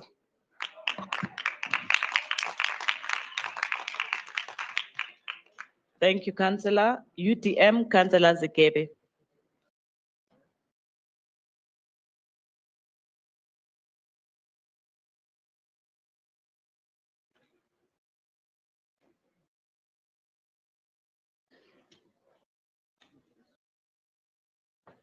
Councillor Cavadale, please switch off your mic. Thank you very much, Honorable Speaker. Umshado mawungalunga awulungi bafethu. Uyashiywa kunjalo. The mid-year review of the Institutional Service Delivery and Budget Implementation Plan is a reaffirmation of our commitment to delivering quality services, managing public funds responsibly, and continuously improving our approach to development. This review is not an exercise of adjusting figures, but ensuring that our policies translate into meaningful change for the people who rely on us. The revised financial outlook presents a city that remains stable, with projected revenue of 77.6 billion. The backbone of this revenue structure is drawn from electricity sales, property rates, water services, and operational subsidies. Reinforcing a diversified financial base, we recognize the inherent challenges within this framework. The issues of electricity losses, which currently stand at 1.9%, continues to strain our fiscal position. And while the revised target seeks to bring this figure down to 28%, it remains crucial that we are not merely adjusting our targets, but taking decisive steps to rectify systemic inefficiencies. Illegal connections, billing inaccuracies, and revenue leakages must be tackled with the urgency they deserve. The reforms underway to improve revenue collection and single point accountability for billing are promising, but their success must be measured not in theory, but in their actual impact on the city's financial health.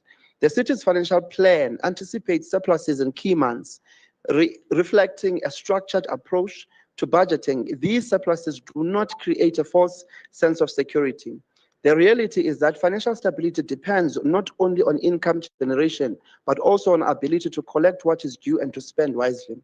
The alignment of revenue projections with service delivery goals remains a top priority, and we continue to reinforce financial management mechanisms to prevent avoidable losses. Wasteful expenditure has no place in a city that faces mounting service delivery demands, and every rand must be accounted for with diligence. At the core of this review is service delivery, and it is here that we are most attentive to ensuring that adjustments lead to visible improvements on the ground. The expansion of waste removal services to cover all informal settlements is a step in the right direction, as is the increased focus on infrastructure, maintenance, pothole repairs, and water leak detections. While these commitments are welcomed, they must also be accompanied by a renewed focus on efficiency. A road that is repaired today should not be riddled with potholes again in a matter of months due to substandard workmanship. A leaking pipe that is fixed should not require repeated intervention. The measures of success is not in the frequency of repairs, but in the quality and sustainability of the work done. The people of Johannesburg will not judge us by how many policies we revise, but by whether they can rely on the city to provide them with uninterrupted services and well-maintained infrastructure. The shift in housing targets from absolute numbers to percentage completion is a necessary refinement in practical and adaptable approach. While these metrics may change, the need for speed and efficiency in housing development remains unchanged. Bureaucratic hurdles in housing approvals must be addressed decisively ensure that residents in need of homes are not left waiting indefinitely. Delays in land allocation and housing construction undermine public confidence in our ability to deliver. We are serious about improving the living conditions of our people.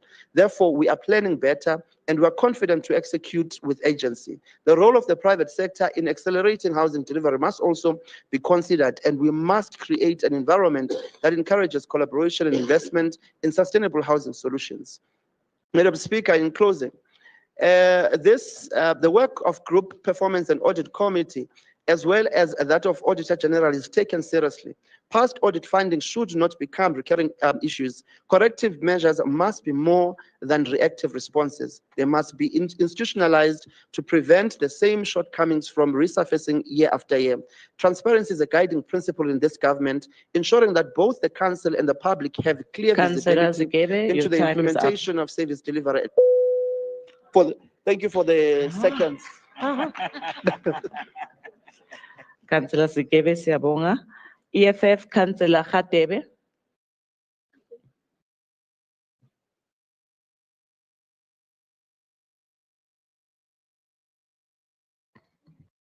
Thank you, Speaker. Greetings to the EFF Caucus leader, Caucus whip, the 29 committed EFF battalions, fellow councillors, and the residents of the city of Johannesburg at large. Speaker, the mid-year review of the institutional service delivery and budget implementation for 2024-2025 reflects key adjustments to the city's financial and service delivery commitments.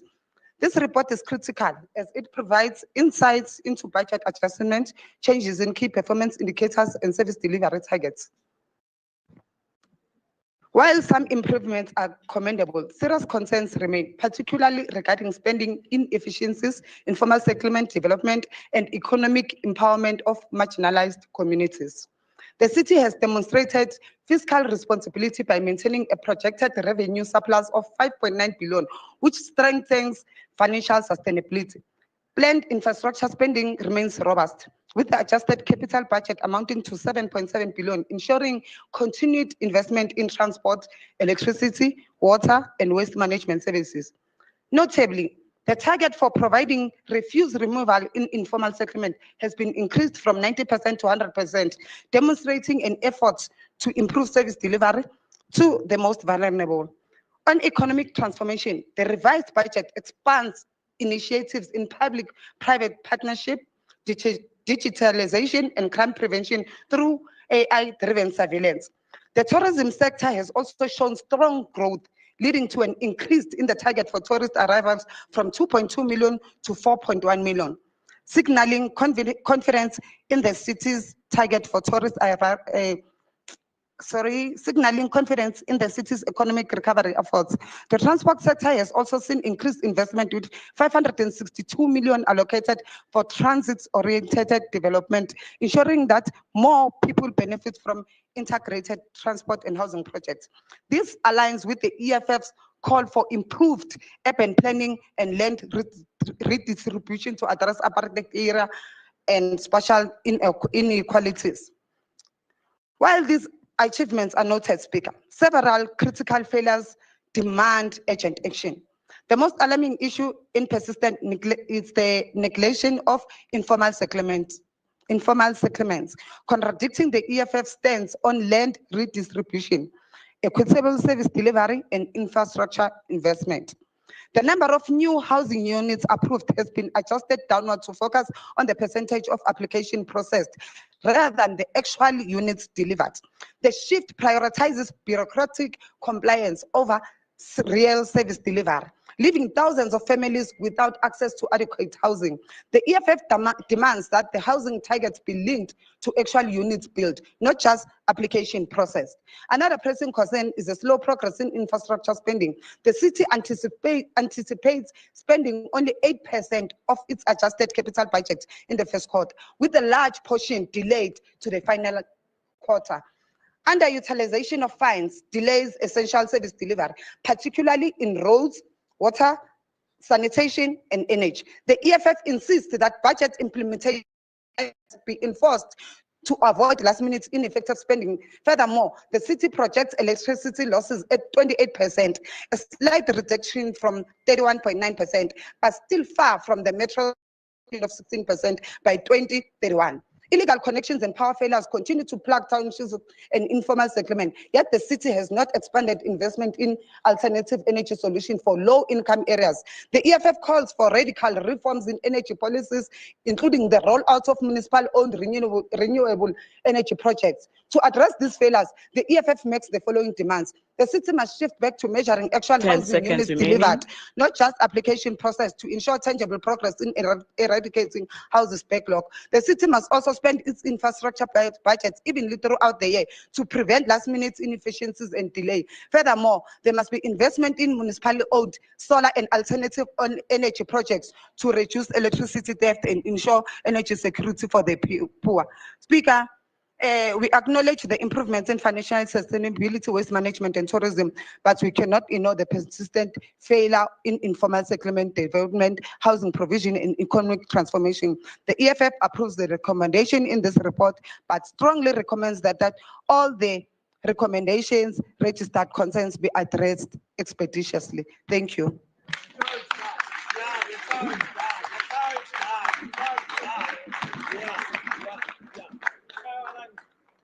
Sabonga Councillor Khatebe, ANC Councillor Taban.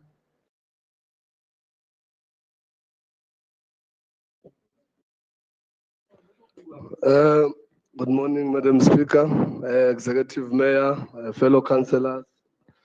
As I rise on item 57, the Municipal Finance Management Act of 2003 requires that municipalities prepare a service delivery and budget implementation plan as an implementation and management tool to ensure that budgetary decisions that are adopted by the municipalities for the financial year are aligned to the integrated development plan.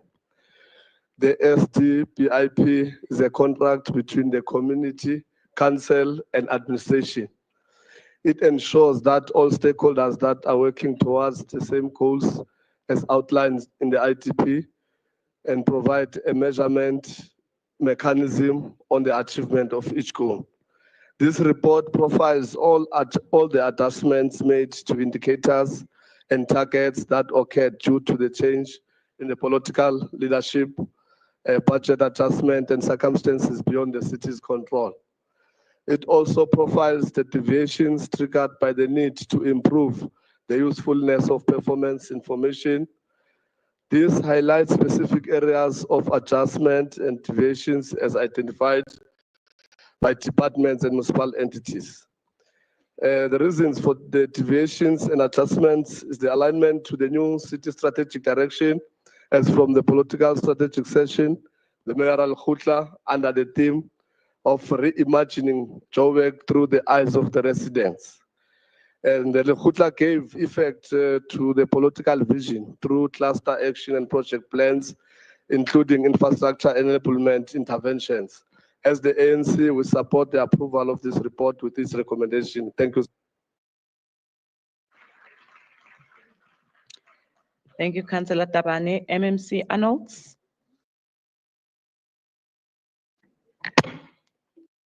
Thank you, Madam Speaker. Greetings again to the Executive Mayor, to you, Madam Speaker. MMC is present, the Acting City Manager, councillors, officials, and residents. Goeiemiddag. The mid-year performance review is an important accountability exercise to assess progress against the 2024-2025 institutional SDBIP departmental and municipal entities business plans. This session helps us to track achievements,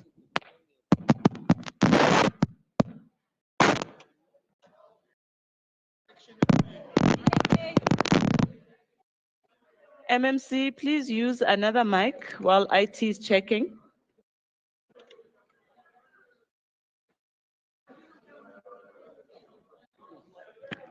Sabotage werk nie met my nie. Ek is nie gister se kind nie. So it won't work, whatever you do, Zach. This session helps us track achievements, challenges, and the necessary interventions to ensure we meet service delivery targets. The mid-year performance assessment indicates both progress and areas requiring improvement. Key successes include positive strides in service delivery, infrastructure, projects, and municipal financial performance. Some departments and entities are on track, others are not. They are still facing challenges that must be addressed promptly, and we would do that. Financial constraints, projects delay, and administrative inefficiencies has affected some targets. We are striving to strengthen revenue collection, improve budget utilization, and ensure efficient resource allocation. Councillor Santana, we don't have your email address. Sorry, I've lost it, so we couldn't give you what you wanted, but we will give it to you. The city must prioritize underperforming sectors, implement corrective measures, and monitor progress closely.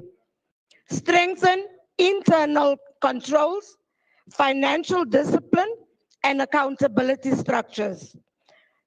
I want to appreciate all departments, entity, and teams who are working to improve service delivery. And Mr. Mayor, thank you to you. We are really doing good on that one. Collectively, we must ensure that by year end, we have met our targets. Councillor Santana, once again, we will meet those targets. We are collecting, definitely. And improve service delivery for our residents. And I want the residents to note up there, we will be improving all service delivery. Therefore, I request that council notes the report. Thank you.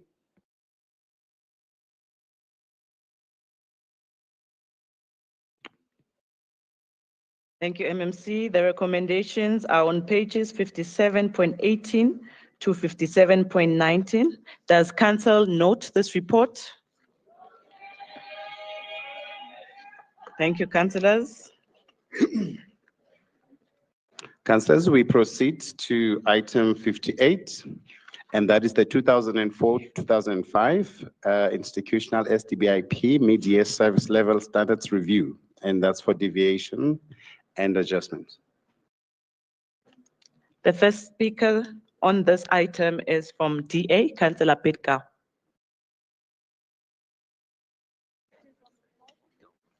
Councillor Van Smith. Hello. Unfortunately, Councillor Pitka is LOA today due to ill health. Thank you. Thank you for that, Councillor Van Smith. We'll move over to Action SA, Councillor Cavate. Thank you, Madam Speaker, and good day once again to everybody. One thing that all councillors in this house can agree to that is when it comes to service delivery, the city and response times, the city is challenged. The deviation plan in this report is to address these challenges. The safety of our citizens and access to water should not be compromised at any cost. Speedy response time to these basic services should be a priority. This deviation report seeks to address the challenges. I would like to also reiterate that the surcharge amount imposed on our citizens has now placed a greater burden on our citizens. This surcharge amount must be reversed.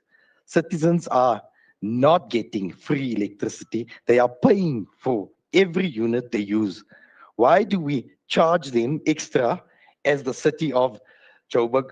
We should be the trendsetters and not follow other cities like the city of Cape Town who's still charging people. We should be the trendsetters and be the first to remove these surcharges. So let us be the first and remove the surcharges for our city. Thank you.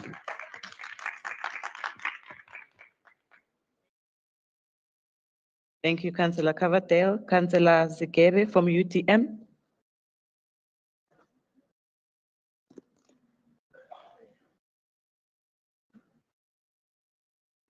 Abahamba, so sala siyincenga.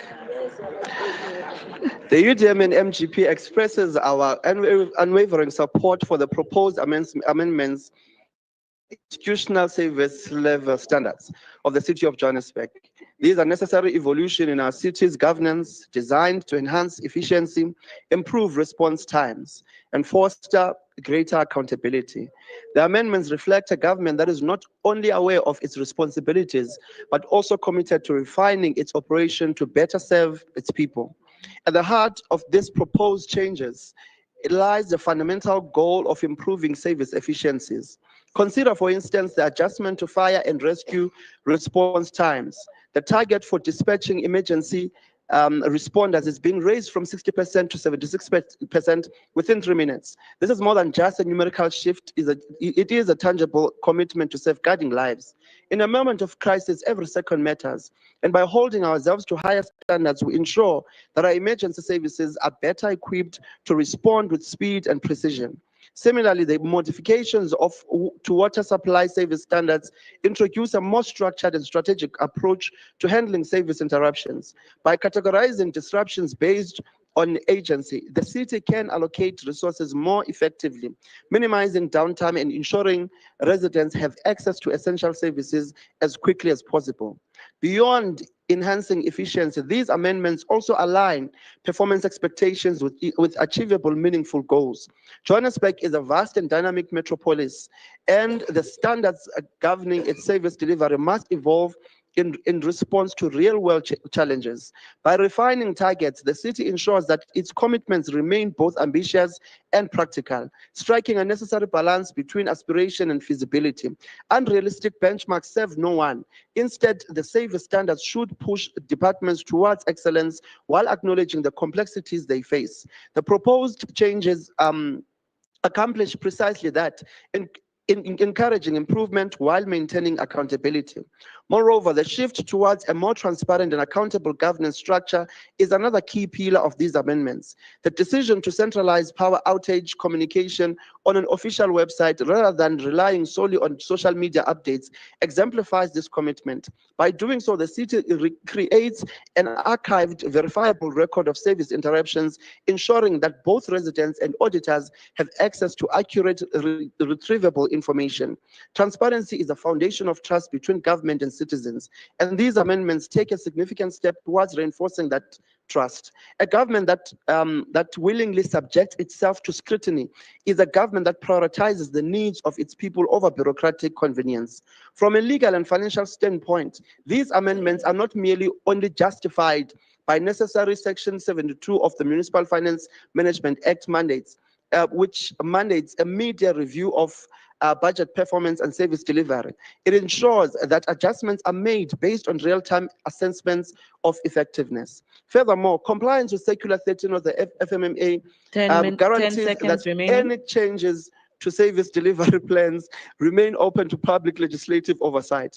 Importantly, modifications also introduce cost-saving measures, such as the transition of legal processes from high courts to municipal courts, ensuring that public funds are used efficiently and where they are needed most. In an era where financial prudence is essential, these adjustments reflect responsible governance that seeks to maximize impact without unnecessary expenditure. Thank you, Speaker. Thank you, Councillor Zekebe. EFF, Councillor Khatib.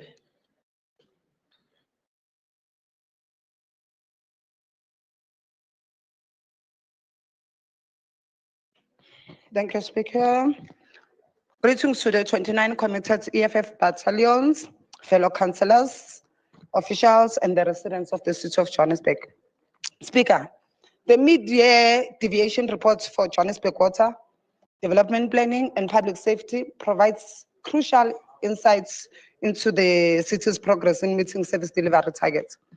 While certain adjustments improve efficiency, many raise concerns about the continued neglect of informal settlements and service disparities in vulnerable communities. This goes against the principle of economic justice, equitable development, and access to basic services. The City of Johannesburg cannot afford to widen the gap between the privileged and the marginalized. It must deliver essential services to all. There are some notable improvements in these deviation reports. The Public Safety Department has revised its response targets, ensuring that 76% of fire emergencies are dispatched within 3 minutes, up from 60%. Additionally, there is a commitment to improving traffic response times, ensuring that emergency services reach residents faster. These are welcome developments that align with the EFF's vision for a safer, more responsive city. Similarly, Johannesburg Water's commitment to reducing non-revenue water losses and improving response times for service interruptions is a step towards ensuring that every resident has access to a stable water supply. The Development Planning Department's digitalization efforts also signal progress in improving administrative efficiency. However, these improvements do not excuse the continued lack of prioritization for the informal settlements. One of the most concerning changes in this deviation report is the reduction in targets for providing water to informal settlements. Initially, 1,250 households were set to receive basic water access, but this has now been slashed to just 412 households. Univille informal settlement known as Phumla Mqashi in Ward 120 residents have been living without running water since October 2024 to this day. Delivering water via trucks cannot be considered a sustainable or dignified service for our residents, and the lack of clean running water has severe ripple effects on health and daily living conditions. This is an outrageous failure in service delivery. Water is a fundamental human right, and the city must not discriminate against the poor and the poorest of residents. EFF demands that the original target be reinstated immediately, and we also demand that Johannesburg Water reconnect running water to the residents of Univille, Phumla Mqashi, and other residents of the city of Johannesburg. Additionally, there are severe delays in infrastructure projects for informal settlement. Johannesburg Water received project lists from human settlements too late, resulting in delays in securing environmental approvals and planning work. These administrative failures cannot continue. The EFF demands that the city implement a legally binding agreement between Johannesburg Water and human settlement to ensure infrastructure projects are finalized at least 8 months before the financial year begins.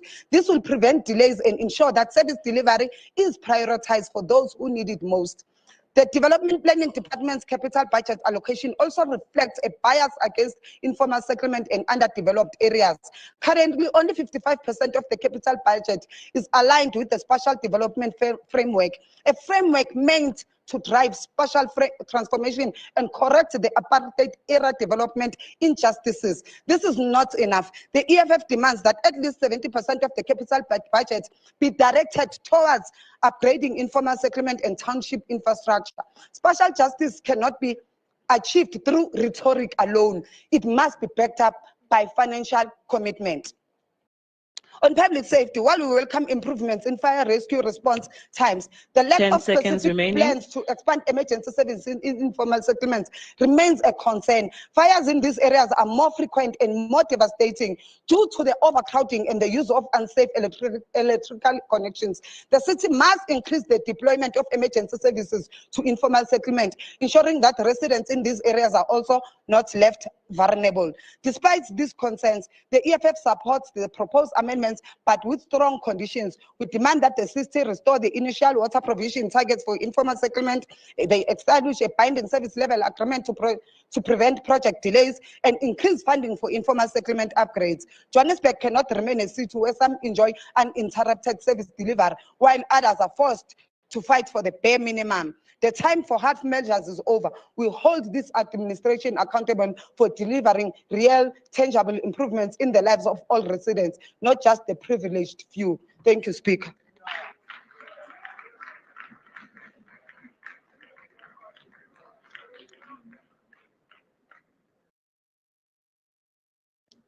Siyabonga, Councillor Khatebe. DA, Councillor Skay.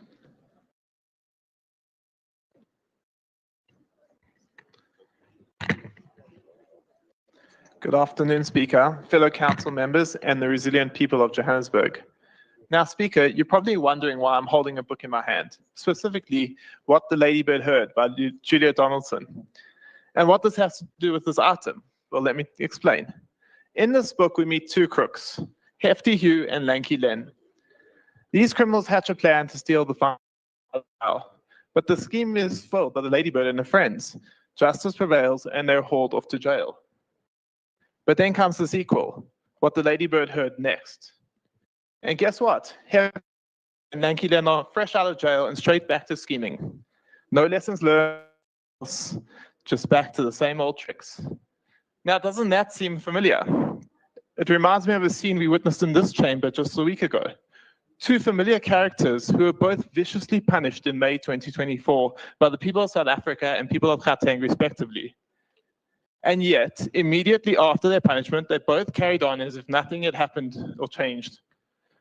Let's call them Rotten Ramaphosa and Lying the Sufi. Both of them stood here, bemoaning the state of the city, and in a moment of sheer absurdity, Lying the Sufi even apologized to Rotten Ramaphosa for the condition of Johannesburg, as if it was a shocking revelation. But let's be honest, does anyone truly believe that Rotten Ramaphosa and Lying the Sufi were shocked by the state of Johannesburg? Of course not.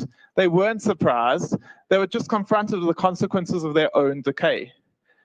And I suppose to some, it may be a surprise. Because if you were to sit in this chamber and listen to certain ANC MMCs and their friends boast about how many KPIs their departments achieve, you'd think that Johannesburg was in pristine working order. Well, that should tell you something. If even an ANC president and an ANC premier are in absolute dismay at the state of the city under an ANC mayor, while the city's own reports paint a completely different picture, we must ask, where is the disconnect? And the answer lies in the city's KPIs. Because here in Johannesburg, the K in KPI doesn't stand for key, but rather an Afrikaans three-letter swear word.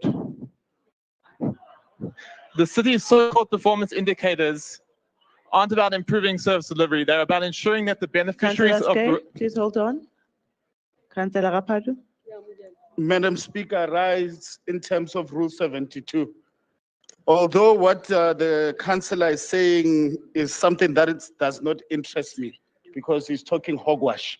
I want to rise on the issue of the insignia and the emblem there of South Africa and the racist Jewish state here in council. So I want to raise that. Can that be removed? What he's saying, he can say, it's his own speech. Nobody listens to him anyway. So he can spew that nonsense on his own. But the insignia there, he must remove. Thank you. Can you rule on that racist Israeli flag and the South African emblem there? He can continue with his hogwash. We don't care. Councillor Rapadu. Amagama amanye councillor. I withdraw nonsense. I withdraw nonsense. Yeah, bon. Councillor Echozonjoko.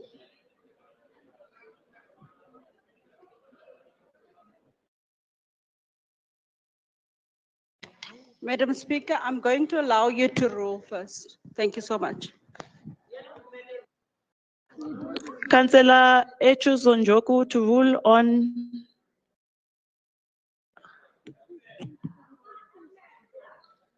Councillor Rapadu. I've been advised by legal, Uti, we can't, there's nothing we can do.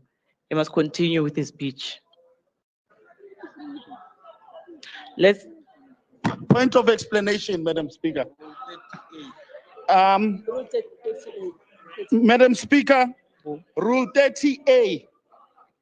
Rule 30A. Councillor Christian, give him an opportunity. Rule 30A.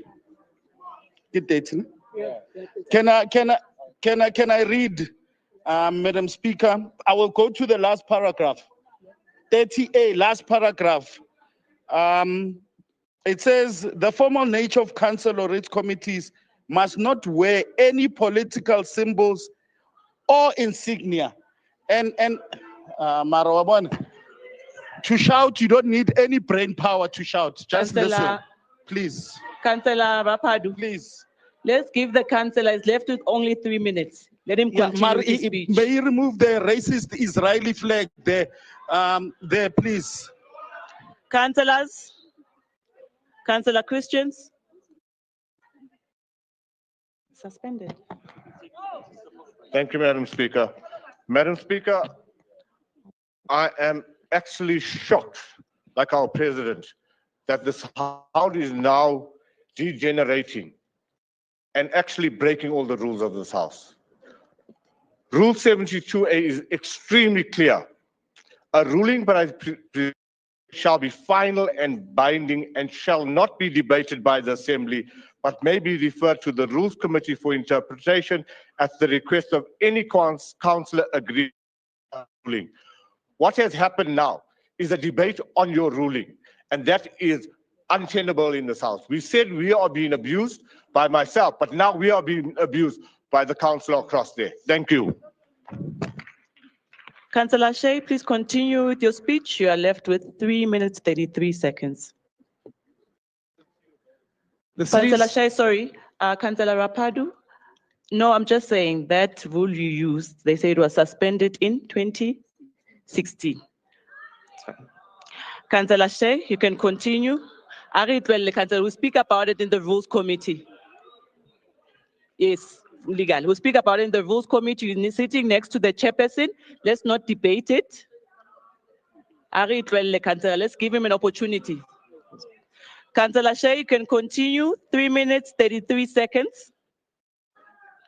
The city's so-called performance indicators aren't about improving service delivery. They're about ensuring that the beneficiaries of Rotten Ramaphosa's precious deployment committee can tick the boxes required for their performance bonuses. And the changes proposed in this report, particularly the KPI amendments in development planning, are just another example of shifting the Shea, goalposts. please hold on. MMC Nkonku. Madam Speaker, I want clarity. If it's like this, I will also come with a skip, a check, with the face of Hitler. Respect my Hitler, you know Hitler. Councillor, and our flag. Please so respect. I will do that because you allowed this to happen. Please respect my ruling. Thank you, the next MMC council, Raleboa. I will come here with the face Councillor of Shea, Hitler. you can continue. Yeah, because these people are killing innocent children there and women. And this is a Councillor, you are terrorist, out of order. illegal state. MMC, you are out of order. So we cannot allow terrorism here. MMC. And we took them to international MMC, court. we've made a ruling. You are No. setting a very bad example. I'm going to do that MMC, exactly. yeah, City of Johannesburg. You are setting a very bad example. MMC, Councillor Shea, you can continue. We want Hitler. Speaker, can we request that the MMC please be referred to ethics for ignoring your rulings? Thank you. Okay. The changes in this report in terms of the development planning are just another example of shifting the goalposts to suit officials instead of fixing the city. By eliminating the second building inspection and opting instead to go to municipal courts, which merely impose fines rather than enforcing demolition orders, we are rolling out the red carpet for illegal developers. We are sending a message: if you can pay a fine, you can break the law. This sets a dangerous precedent that Johannesburg can be Councillor bought. Shea, please hold on. Councillor Teleko. Thank you, Speaker. Hey, we try to listen to Councillor speak, Shane, but this flag, really, we can't stand it. We can't stand the flag of apartheid country in a country where we experience apartheid. Kids are being killed in Gaza even today, and we are watching this. No, we cannot be subjected to this. He must take off that thing. He's abusing us, this man. No, we cannot. Councillors. Councillor Shea. And Councillor Dami is not here, but it's fine. I was going to say that I think every time you stand and you deliver a speech, we have the same issue. So which means I must sit with Councillor Dami, the chairperson of ethics, and see what needs to be done here. Because every time, Councillor Shea, you are left with 2 minutes and 43 seconds. I'm not going to take any more hands. Caucus leader, you are stealing from his time. You don't conclude them without any interruption. It's because of how you speak.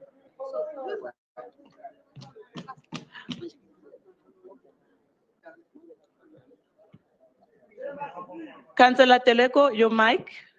Kupo itim. Councillors, can we please switch off our mics?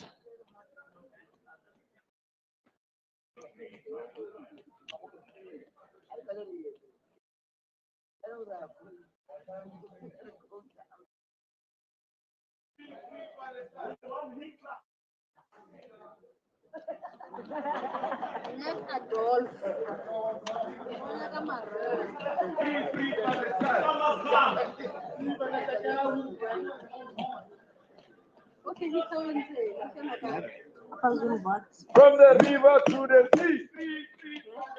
Free, free Palestine. Free, free Palestine. Free, free Palestine. From the river to the sea.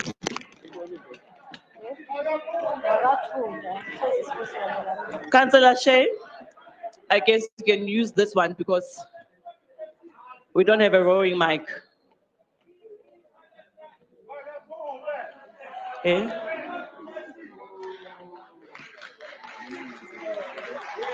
Councillor Tipo.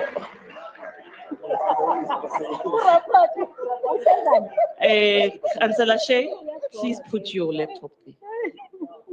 Yeah, there. There in Joburg, please. So you continue with your speech. Otherwise.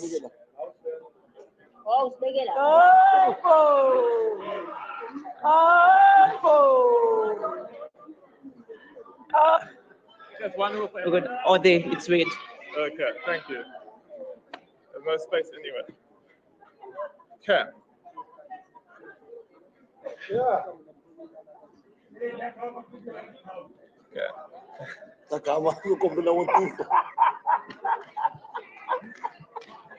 Okay, we are sending. Councillor Shay, your time is running out. Please continue with your We speech. are sending a message. If you can pay a fine, you can break the law. Okay. This sets a dangerous precedent that Johannesburg can be bought, that its safety and planning regulations can be ignored for the right price. This isn't about streamlining processes. This is about stripping away the very protections that keep our city safe and functional. Right now, we already have over 600 unresolved building violations. The system is overwhelmed, yes, but the solution isn't to sweep the violations under the rug. The fines that provide a temporary cash injection, but no real enforcement. Because, Speaker? No, Speaker. Councillor Shay, please read your speech, otherwise you will not finish. Councillors, Chief Whip of Council. Chief Whip of Council. Can we give him an opportunity to finish his speech?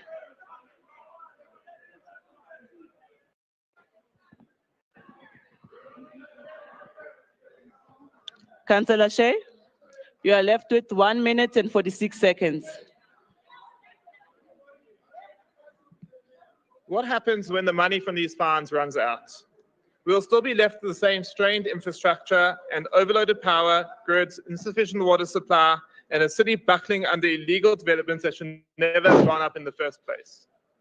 We understand the cost implications of going to the High Court, but the answer isn't to tear down the protections that keep the city safe. That's why the DA is exploring legislative amendments that would empower lower courts to issue demolition orders, ensuring that the enforcement is not just swift, but also fair and proportional to the crime. And so this is my call to every councillor in this chamber, if any of you are listening. Let this not be short-sighted. Let this council be the council that future generations look back on and say they preserved the safety and integrity of this city. What we need to do today is to reject the changes in section 4.4 of this report and instead introduce a tiered KPI system that allows one to clear lesser violations while still going after the greater violations with the gravity they deserve. Because we owe it to the residents of Johannesburg to protect this city, not to protect the interests of a few. The Democratic Alliance cannot and will not support a policy that just ticks boxes instead of making real change. Thank you.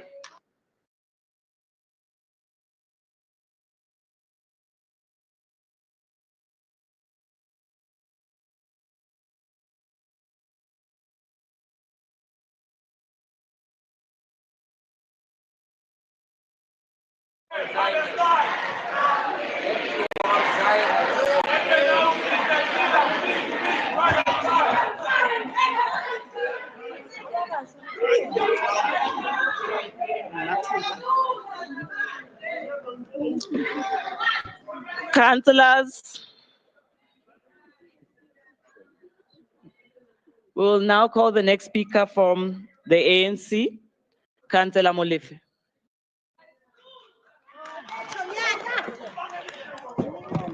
Thank you very much, Speaker.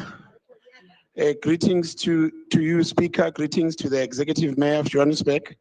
Greetings to the Chief Whip of Council, MMCs of the City of Johannesburg, Section 79 Chairperson, fellow councillors, guests in the gallery, and the 6 million plus residents of the City of Johannesburg.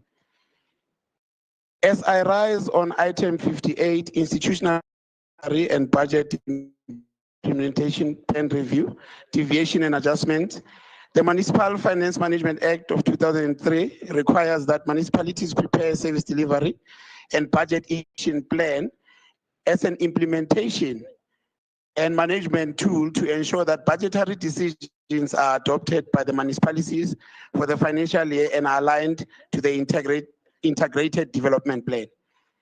The SDPIP is a contract between the community, council, and administration. It ensures that all stakeholders are working towards the same goals as outlined in the IDP and provide a measurement mechanism on the achievement of each and every goal. This report profiles all the adjustments made to indicators and targets that occurred due to change in administrative leadership, budget adjustments, and circumstances beyond the city's control. It also profiles the deviations triggered by the need to improve the usefulness of performance information. This report highlights specific areas of adjustments and deviation as identified by departments and municipalities. As the ANC, we support the approval of this report with its recommendations. I thank you. Sabonga Councillor Molefe, MMC Arnolds.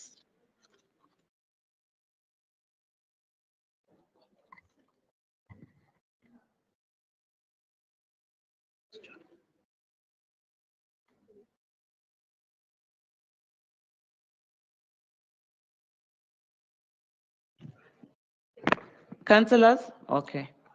Thank There you go, so MMC. much, Speaker. And once greetings to everybody in the House. Speaker, you want, I take offense, Speaker. They say they can't hear me, they can't see me. I thought the gamma was long gone that said I must stand on the chairs. Okay, good afternoon, everybody. Speaker, don't take my minutes. The mid-year review is essential in evaluating our service delivery performance and ensuring alignment with the institutional SDPIP, sorry, ek het fout getan, and service level standards. The report outlines proposed amendments and deviations to the 2024-2025 service level standard charter for approval. The aim is to enhance service delivery, operational effectiveness, and responsiveness to community needs. Once approved, the revised SLS indicators, target, and standard operating procedures, SOPs, will take effect from Q3 of the 2024-2025 financial year. Key considerations: ensuring alignment between departmental business plans and service delivery targets, improving operational efficiency and customer response, strengthening governance and performance compliance. The following departments and entities have proposed changes: City Power, amendment to improve data collection and auditability; Public Safety, JMPD, EMS licensing, enhanced response times for improved service delivery; Development Planning, adjustment to law enforcement inspections to improve turnaround time; Joburg Water revised response times for planned water interruptions based on service targets. The service level standards review report is submitted for noting. The proposed deviations and amendments are aligned with strategic objectives and will improve service delivery outcomes. In compliance with the MFMA, Section 72 requires that these revisions be publicly communicated upon approval. We therefore ask that this item be approved. I thank you.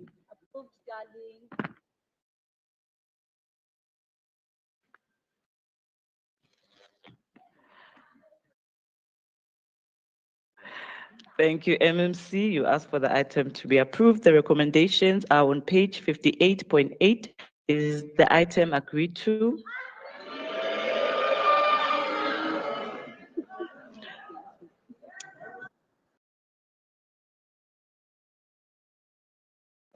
Councillor Christians?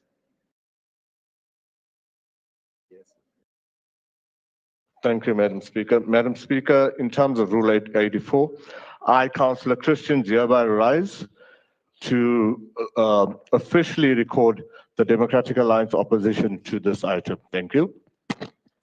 I have not even said the item passes, but it's fine, Councillor Christians. The yeses have it. Your dissent will be recorded. Councillors will break for lunch at 1:30. We'll just go through the last item with a few speakers, then we break for lunch. Says we are on item 51, and that is the 2025-26 Integrated Development Plan for public consultation.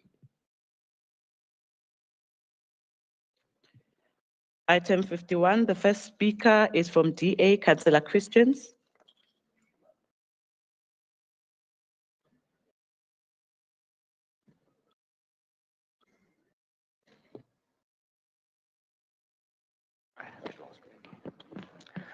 Thank you, Madam Speaker. Madam Speaker, this item is integral to every single citizen in Johannesburg.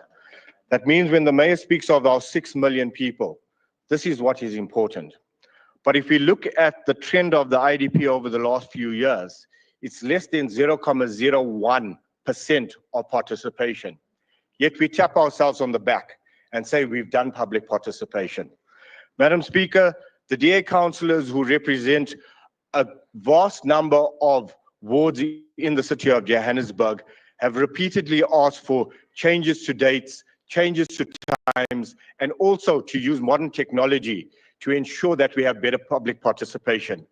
But the emails I've sent on behalf of these councillors have been ignored by the Speaker's office, to the extent that our councillors cannot get a true reflection of what their wards deserve.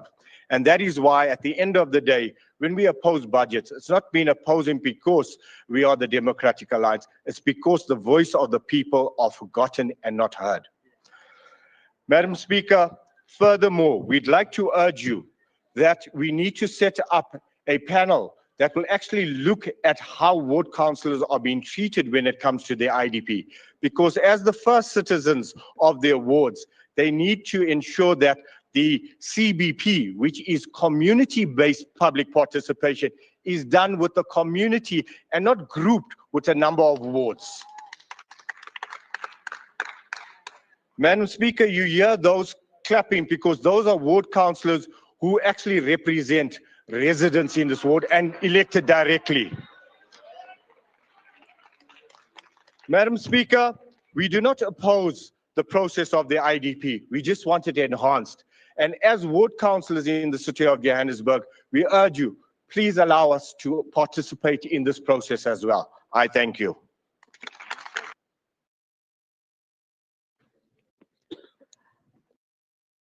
UTM, Councillor Zikere. Councillor Zikere, you have 3 minutes. I'm taking 1.5, Speaker. Honorable Speaker, Executive, on this one, I'm going to greet you nicely and put.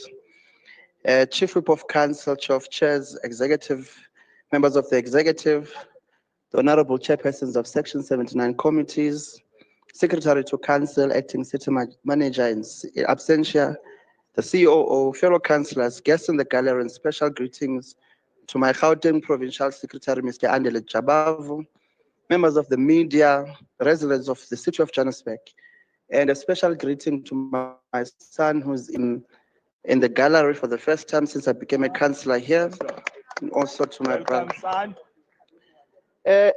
Madam Speaker, we are about to undertake an IDP process.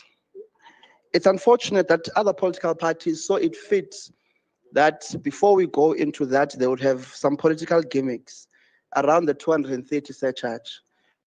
Well, that we cannot change it right now. And we have been saying these things in meetings outside council and meetings in council and all of that. And it's unfortunate that councillors would come here and have a posture of reading these legislations, have a posture of knowing what they're talking about, but in an actual fact, they don't.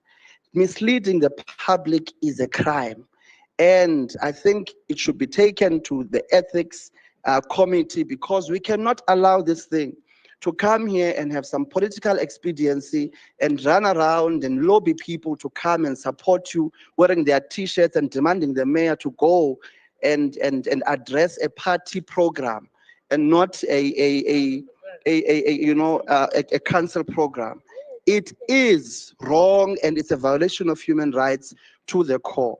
So what I'm submitting is that get the people, get your numbers, and let us go to the IDP process. That's where the people of the residents or the residents of Johannesburg are going to say that we're removing this thing of the 230 surcharge and other areas whereby they need services in there. Don't just come here because we are Zazu, which in 2026 you might not come back.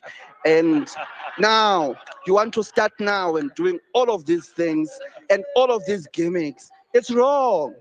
Ukulahlekisa abantu bethu ku wrong, because at the end of the day bazocabanga ukuthi you can just willy-nilly do whatever that you want to do. Councillor Zikele, Akahlale phansi bamba kancane. Christian kancane man. Ima kancane, Councillor. Councillor Christians.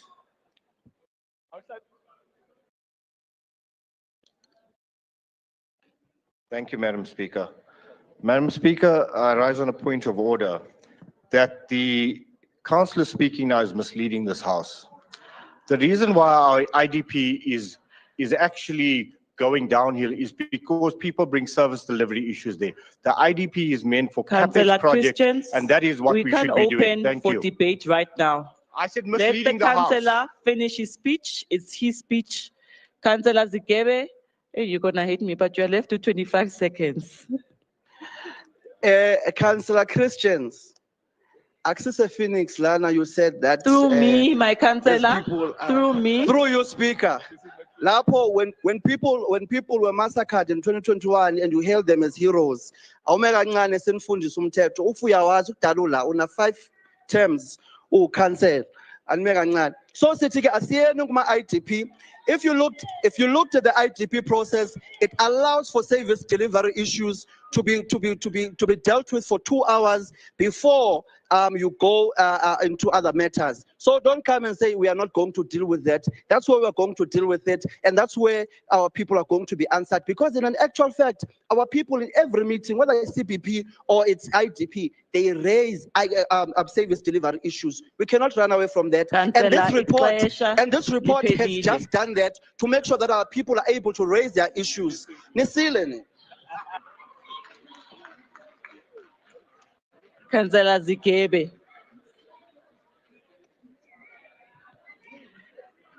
Chair of Chair, if you can close this debate for us.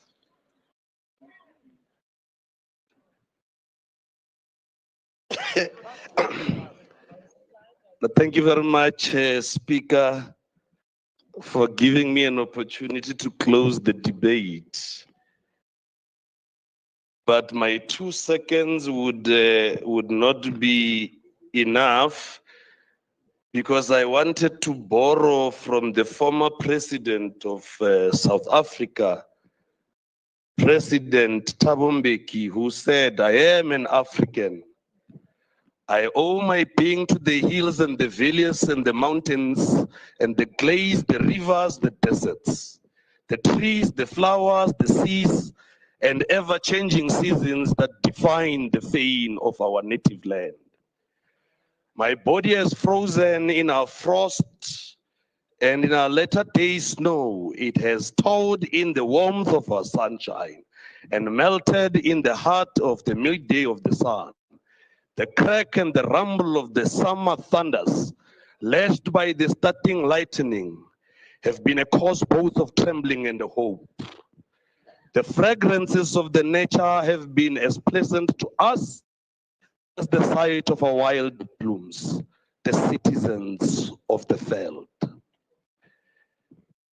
At times and in fear, I have wondered whether I would concede equal citizenship of our country to the leopard and the lion, to the elephant and the springbok, to the hyenas, to the black mambas, and to the pestilential mosquitoes. I owe my being to the koi and the suns whose desolate souls haunt the great expanse and the beautiful of our country. And I chose to take these words from the former president, saying that through you, Speaker, Councillor Shea is wearing proudly so symbols of Israel. And I am reminding Councillor Shea that I am an African, proudly African. And I stand here today on item 51. Let's hear what the point of order is from Councillor Eshizonjoku.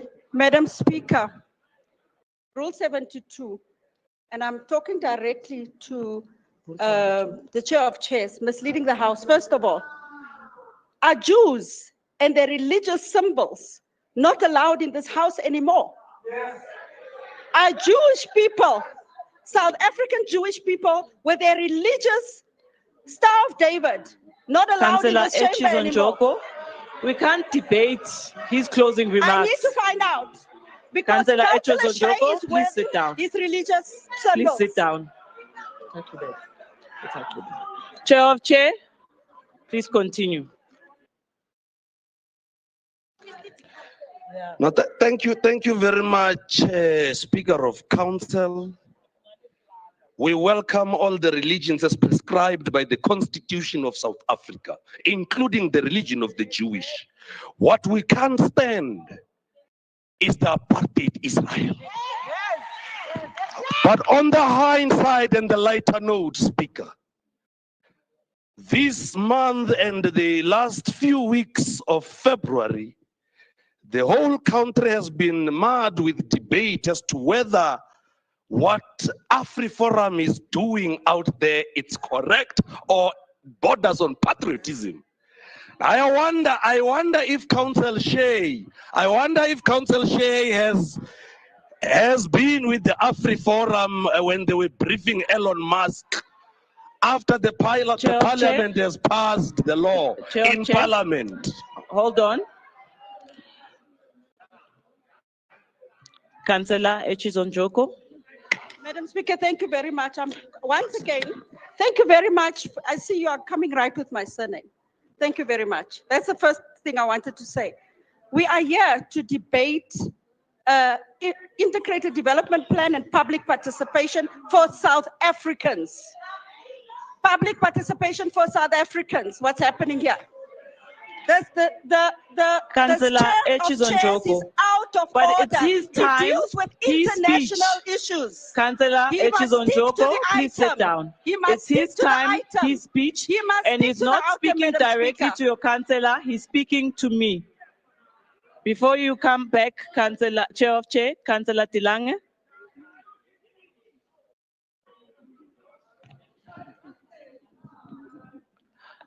Madam Speaker, as an alderman in this chamber, I would like to know what happens in Israel or in Palestine or in America is going to change the lives of people in Johannesburg. Okay. Focus Why are you allowing? Councillor Tilange, please sit down. Why are Can you I allow the allowing chair of people chair to to deviate finish from with the his closing item? remarks? Councillor Tilange, please sit down. Where is the Chair of chair, relevance you are to left this with 1 item, minute 53 Speaker? seconds. Please continue. Stop hiding your own sins and focus on the Councillor item. Tilange, please sit down.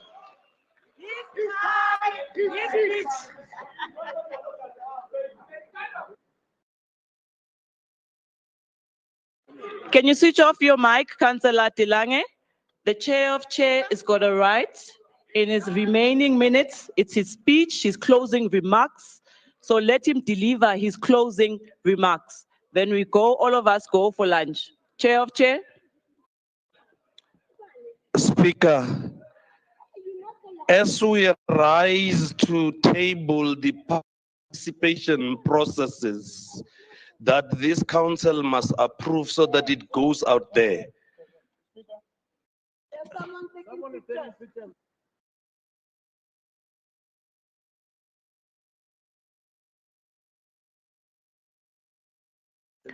Protocol will go check upstairs. You can proceed, Councillor, chair of chair.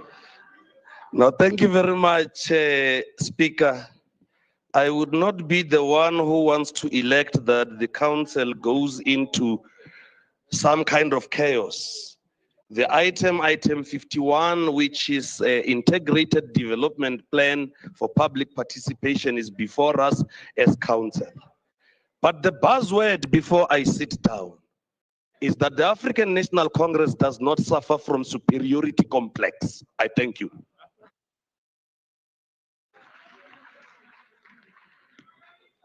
Thank you, Chair of Chair. Councillors, this report is only for noting. Is the item noted? Thank you, Councillor. Councillor Christians, we want to break for lunch. What's your point of order or what do you want to say? Thank you, Madam Speaker.